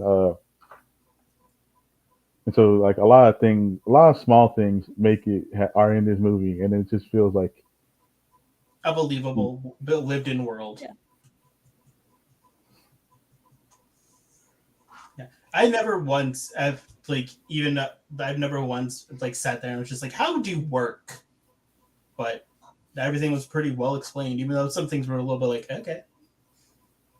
Yeah, my students go nuts when it plays, and it goes harder than it has any right to. I play it every Halloween. So I have had visual aids that we have not been using. These are the Ghostbuster uniforms, which I appreciate that they're like, which Janitor goes outfits. you could look at them as janitor outfits. I was going to say tradesman outfits, like exterminator, electrician, Yes. plumber. You work Janitor. in a dirty field where you're going to get messy. You wear this jumper. They're Mhm. easy to clean. They're durable. All of that. Good times. I appreciate that. Like that's their uniform, and that you can see that they are layered underneath Mhm. them. Yeah, because New York's cold. Also, in case they need a change in the field, Yes. that way they're not naked on the streets. And then this is Gozer, and this I assume this is a promo photo because this does not happen in the movie. I was gonna say this is not how the movie, but I love this I photo. do. I I thought do. it was like a behind the scenes photo, to be honest. Yeah. Just Well, maybe- behind the scenes promo. They sometimes release behind the scenes photos for promo. I appreciate that. Or I question, but whatever. Gozer is a god that does whatever they want. That there are heels in this bodysuit, like for. It's okay. Very sensible 80s pumps. And then here's Gozer just standing with proton packs pointed at him. With what I'm assuming is what they was is not green screen. The Gozer palace behind them. Yeah, I think that's a built stage. Yeah, so that because Gozer had there should be a lot more yellow and fog. And there's not. behind the scenes promo. What are you, some kind of cosmonaut? We're exterminators. Saw a cockroach up on the 12th floor. Must be a big cockroach. Cockroach. Love that. And then Peter just goes like, "Yeah, bite your head off." Our baby boy. And then this is Slimer. He's trying Moments. to eat. He's just trying to Trying to have a midnight snack. Which, this is actually the most clear picture I could find of Slimer that was from the movie. Slimer is very glowing all the time. And he also has a very short camera span. Yeah. This is the library ghost, which I have a GIF. I like the library ghost. This is possibly one of the best reactions because that's how people are probably going to react. Yeah. I also like how they're trying to interact with her, and she's just shh Well, I think because at that point they threatened her. or something, but it was just Because she was pretty much fine just answering their questions until Yeah. they threatened her. she would just be a librarian doing what you do, reading a book. Which presumably they eventually went back and caught her, but we don't know. Yeah.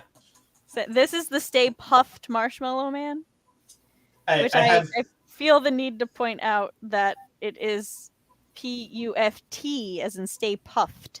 Yep. Because I too thought it was Stay Puff until I looked him up. And then I was like, oh, I've been saying that wrong my whole life. You got the one from the game. Get the real Stay Puft.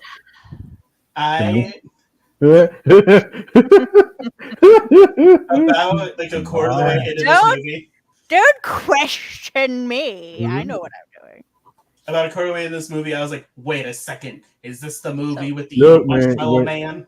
When they released this movie, they were like hoping that scene did not fuck up the whole thing because they're like, can't believe we put a Stay Puft Marshmallow. They did not release any like promo or anything that this was gonna happen. They were just waiting to see what happened with people, and they were fearing that people were gonna check out because they had a big ass fucking Marshmallow Man to show up at the end of the fucking movie, and they're like, all right, this so movie's good. gone too far. That is Also, yes, I will go back for a moment because Katrina's comment came in. Like, I too want to just appreciate how Egon looks the most horrified. running backwards. I also like things like pointing at it. It's especially made bad to me, or not bad, but it's especially made entertaining to. Can I? Oh, we moved. I'm sorry, Katrina. Uh-oh. I have to move you. Made entertaining because he's the least facially emotive, but like here he's the most facially Yes. Yeah. So Until he's terrified. yes, and then our Stay You- puffed. This is my favorite. I lie. I have to change I have to change everything.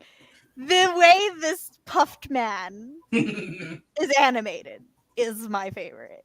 Just everything about He has it. a lot of good. He has a lot of good facial like faces.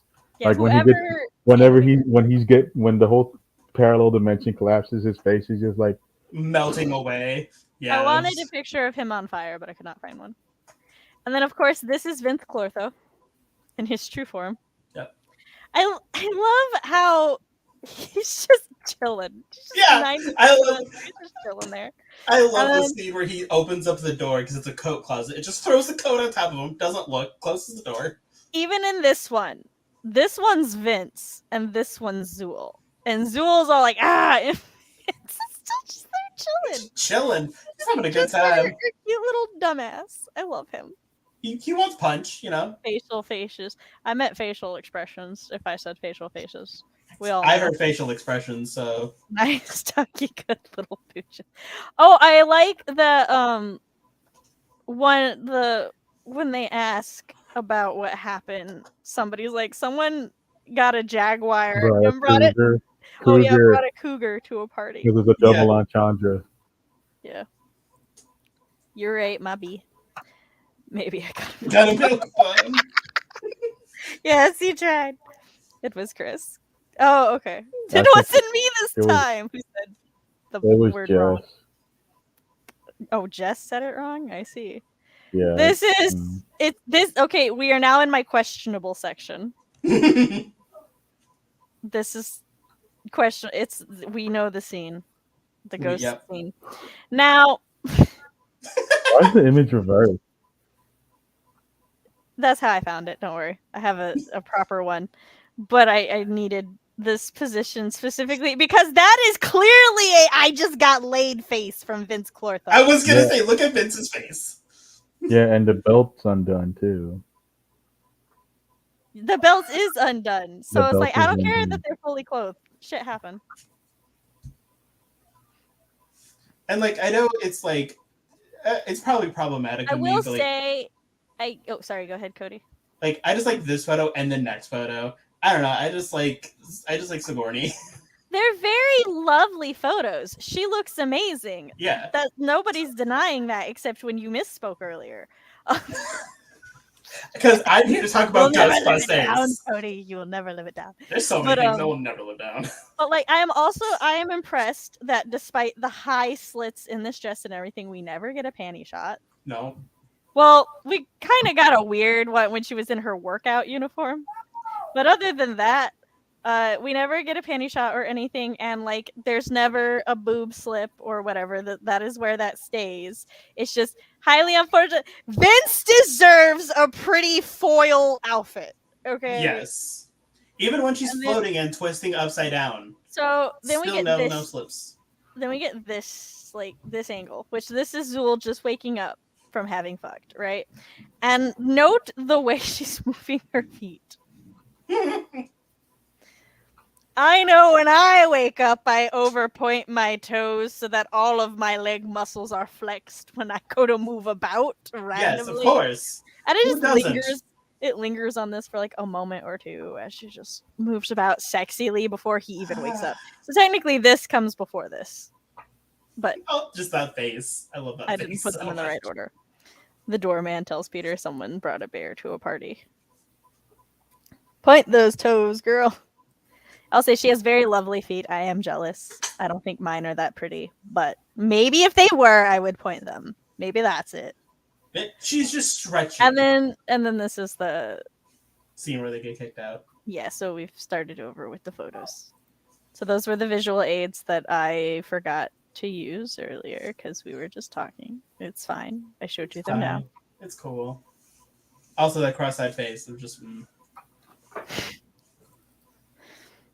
Also, just one last time. Sam really likes this photo. He looks so cute. He's like, he looks so like he looks like he reminds me just of like a child. That's I was about to say he's like a toddler who knows he's about to get up to some shit. Yeah, he knows he's about to be like. All right. Get up to something.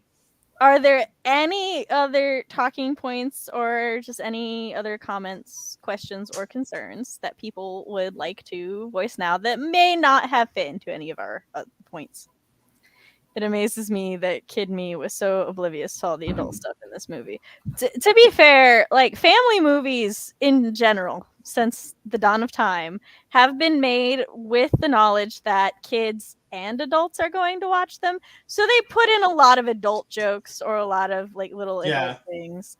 And it's like, yeah, you don't notice it as a kid. You don't know to look for it. I was You gonna don't say, yeah, it's understand. because Even if you get that it's a joke, unless you're very educated for your age, you don't understand why it's Well, what funny. do you think? What do you think the ghost was gonna do to Ray when you were a kid? Tickle his toes? If as a child you don't know that, why he's unbuttoning his pants is just like, what's happening? That's weird. Moving on. yeah, it's a very fast scene. I don't know. I guess it's. There was an instance the other day. There's where, also like pantsing is a thing when you're a kid. Maybe Yeah. he just got real cold. Yeah. There was a breeze.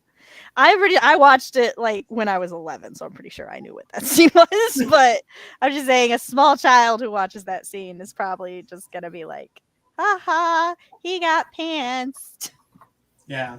I don't know. I guess this is a weird personal thing for me. Is just I live with a 3-year-old and I happen to make an adult joke, as I want to do, in front of him. They're like, "There's a child here." I'm like, she has no idea what that joke is even in reference to. And I'm like, Usually, I said, be "Hi." careful about Of course. because children will pick up on things. But Oh, of course. And of course I said like, "Hi, small child." And she was just so happy to see me. And it's just like, yeah, it wasn't my bad. I'm not saying that I will Yeah. make them constantly in front of her, but it was just like, I got my butt read and it's like, she's no idea. yeah, I was Yeah, just saying, like, to adults who are like, "Oh, Yeah. well, why didn't I get that when I was a kid?" Well, this is probably why. I can't tell you how many cartoons I rewatched. I'm like, y'all, did you know there's so many adult jokes in this show? Again, I knew a lot when I was a child, apparently, so I picked up on that shit. Whether or not I understood why it was weird, I picked up on it. I knew what was happening. I chose to ignore it as a child because girls are so sissy. I think I'm in the same boat as Katrina. I think that's where I was, because I was like, I'm pretty sure I knew what was going on, but I was like, Ew, adult things. why is that happening? But like, part of why I was educated more than most children my age probably was because like my aunts and uncles were only 12 and 14 years older than me. So they made jokes and comments and things that they didn't think that I knew, but I figured things out because of context. So that's why I was saying, Cody, be careful about that. Oh, yeah. No, listen. Children will self-educate. Oh, I am, as a child of the internet, I'm fully aware. I am a self-educated child. That's fair. But yeah, so it was just how things would just happen to slip out, and I got my butt read, and it's like, she doesn't know. I'm not gonna make it all the time. Yeah. So, babe, do you have anything else you wanted to add? Yeah. Any more trivia? There's always trivia. No, I was gonna say that like no, really, I enjoy this movie not because of the ending. The ending's good, but like it's Just don't there's, watch the movie. Just skip to the final 30 minutes. You'll there's be just there's a lot of subtleties that I just enjoy with the movie, and it's never like a big moment, but it's just if you catch it, it's just really funny or whatever. So like when like the with the like yes, and like or like with the librarian, Ray's like, "Go get her, Peter," and then he's like tries to talk to her, and that didn't work out. Well, then fast forward all the way to the end, and Ray Peter is like, "All Oh right, go get her, Ray," and he Yeah. looks at him, yes, you, because this is payback, Yeah. or like petty, or like but funny. Yeah. when Yeah. when Like, you they did this to me, now I'm doing it to you. when they're trying to catch Slimer or whatever, and like they're shooting the proton packs inside that ballroom in the hotel. They shoot that chandelier and it falls, and I forgot what happened, what they said exactly. But Peter comes back like, "Don't worry, the table broke its fall." There are enjoyable, like I The said, EPA one-liners. guy getting yes.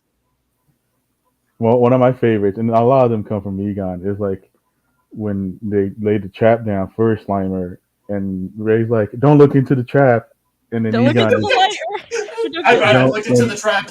Egon's like, "I looked into the trap, Ray." Yep. Guys, don't look into the trap. I've looked into the trap, right? It was just that quick setup and punchline. Yeah, Ghostbusters has great humor, which is Yeah. why, like I said, I would watch it again. I enjoy the movie. It's just not going to be my pick on movie night because the whole plot line with Peter and Dana just sullies it for me so bad. But But there are very if I could get a cut of the movie with all of that like taken out, I'd probably be good. So just have no Dana until Zool possesses her. It'll be fine. Because like that doesn't go anywhere. no. Also, Winston was supposed to be played by Eddie Murphy. That would have been a drastically different character. Yes. I love how Winston gets hired. It's my favorite. And I think he was supposed to be like a Vietnam vet, so he had like, I don't know, stuff. I forgot This is exactly. Winston. but- He's here for the Knowledge. job. You're hired. Here you go. And it's unfortunate that like a lot of the cuts from before for VHS and stuff, because you know the widescreen going to full screen, they like cut out Winston a lot of the time. Oh no, poor Winston. And it wasn't a lot. A lot. Don't shrink his screen time. It's in a lot. It's in a lot of marketing actually for Ghostbusters. Like if you look and pick up the game, you'll play like with Egon, Ray, or Peter. We all know why Ray that Winston. Yeah.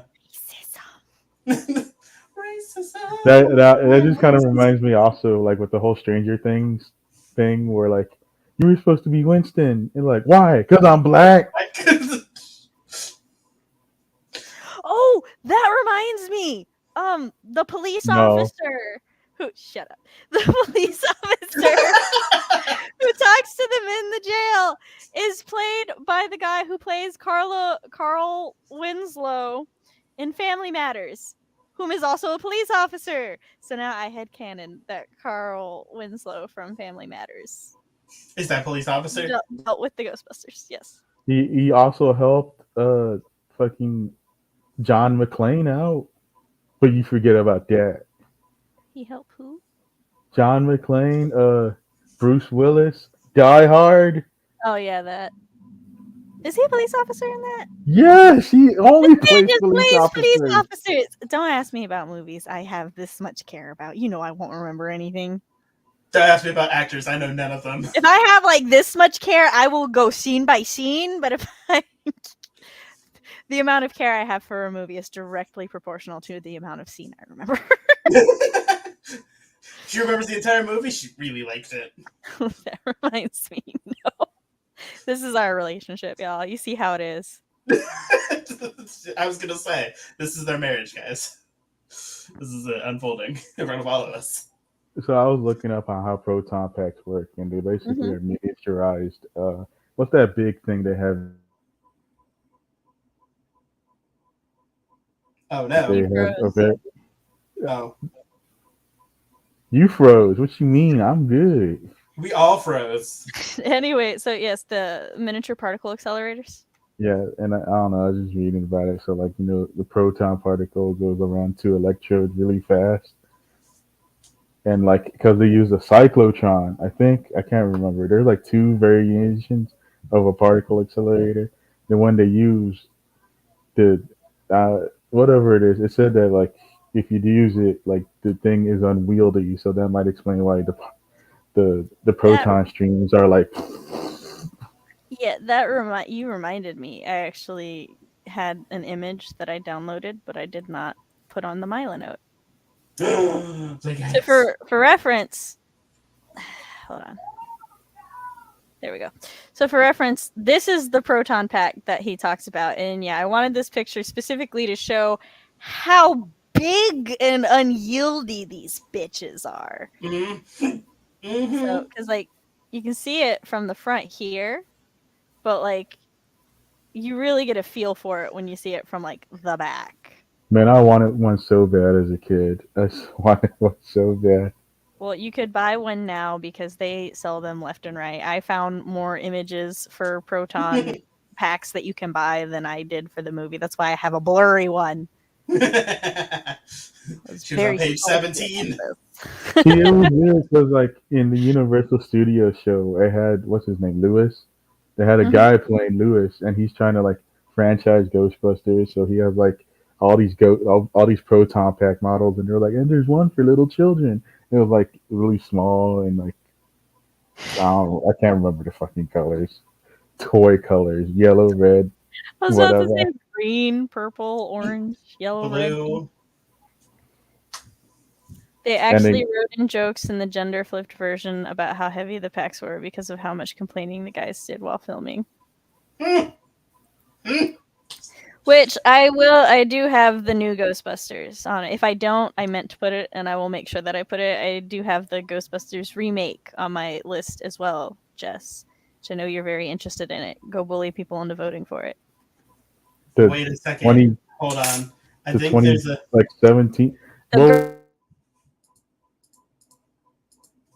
tagline.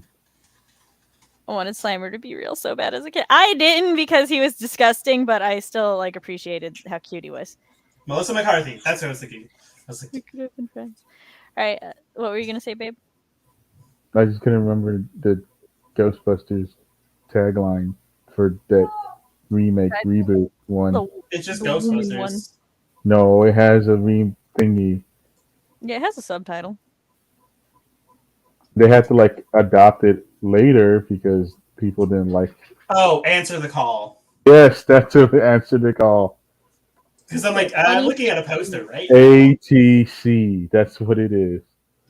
Because I was curious of, because I'm like, just I know there's an like actress in there I like. I just cannot think of her name. It's Melissa McCarthy. Yes. Well, it's got several in there I like. She was the one I recognized. That's how you know I like her, because I recognized her. I'm like, wait a second, who is she? I mean, same.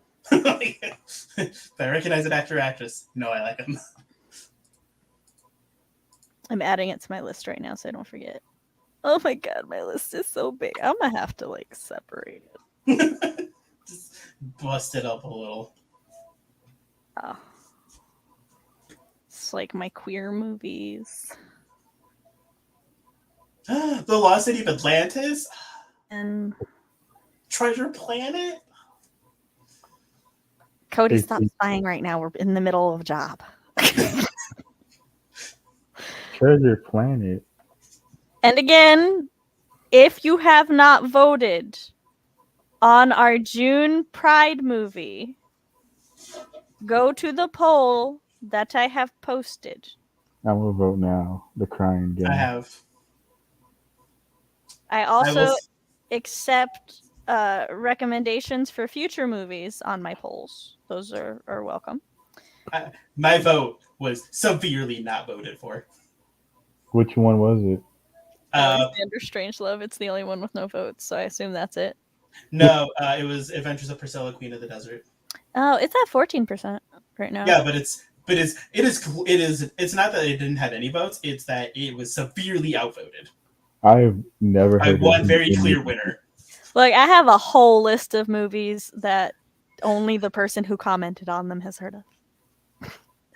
Right. I'm sure.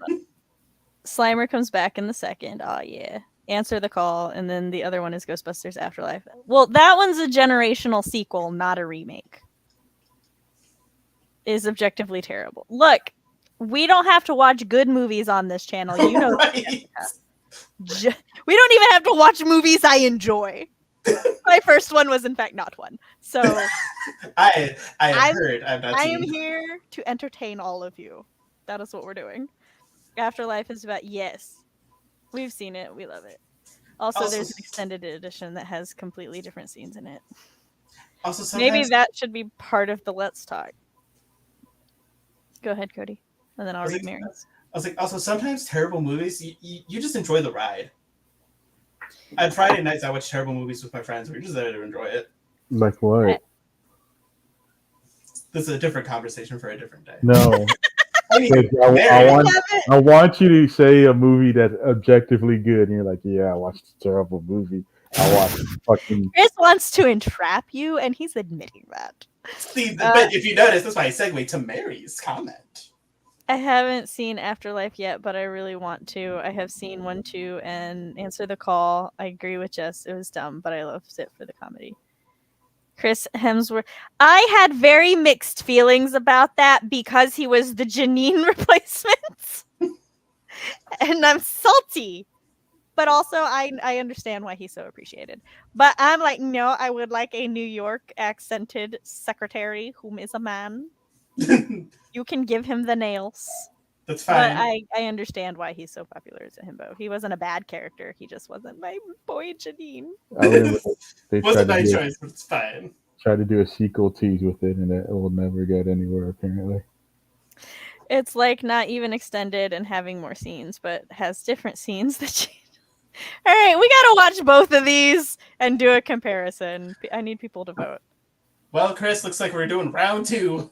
Fox, you've heard of one of the movies in my poll? Oh, in my polls. Okay, I see. I see what you mean. Well, I can't help that, Fox. It's just Listen, I have so many more movies on my TBW I might do list. two movies in June. I don't know yet. We're gonna have to see how my schedule pans out. No, because I have to do the quarterly party. So one movie in June. All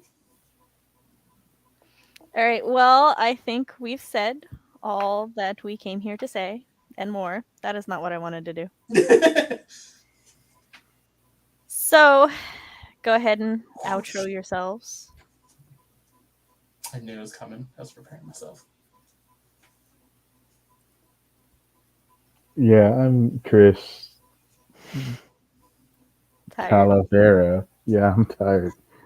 And you're watching Disney Channel on the Cody. Don't get me copywritten strike by Disney. How? You don't understand that. Disney will take down anyone and everyone that they can. I don't. I'm tired. So I try to write. I know write because I work because I dad. He's our English major, y'all. Please follow Twitter. Give Sam money because it gives me money.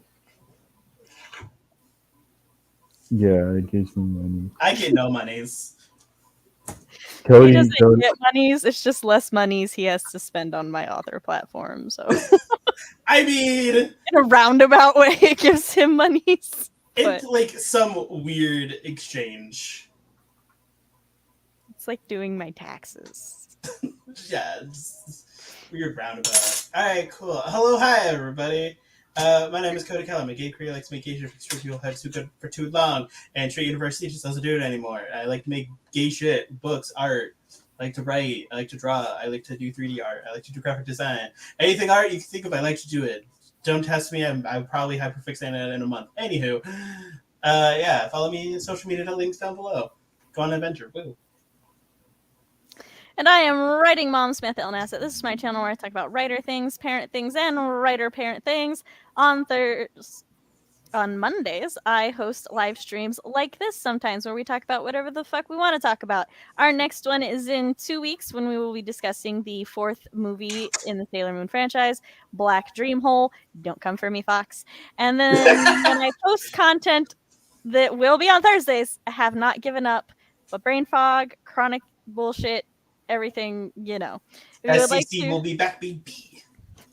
if you would like to read a sample of my writing, you can go to my website, samanthaalnasset.com, to read my spooky flash fiction, Until Pizza Do Us Part. And while you're there, you can sign up to my newsletter to stay up to date with all things Sam and be among the first to read the final rendition of All That Glitters in June. Sign up. Do it. It's a great short story. If you would like to support the channel, you can like the stream, subscribe, ring-a-ding that bell so that you always know when I upload or when I go live. And don't come for me, Fox needs to be added. Yes. And you can also donate to the Ko-fi down below. Give Sam money. Thank you all for coming. Thanks to everybody who watches on the replay. You are all appreciated, and we'll catch you later. Bye.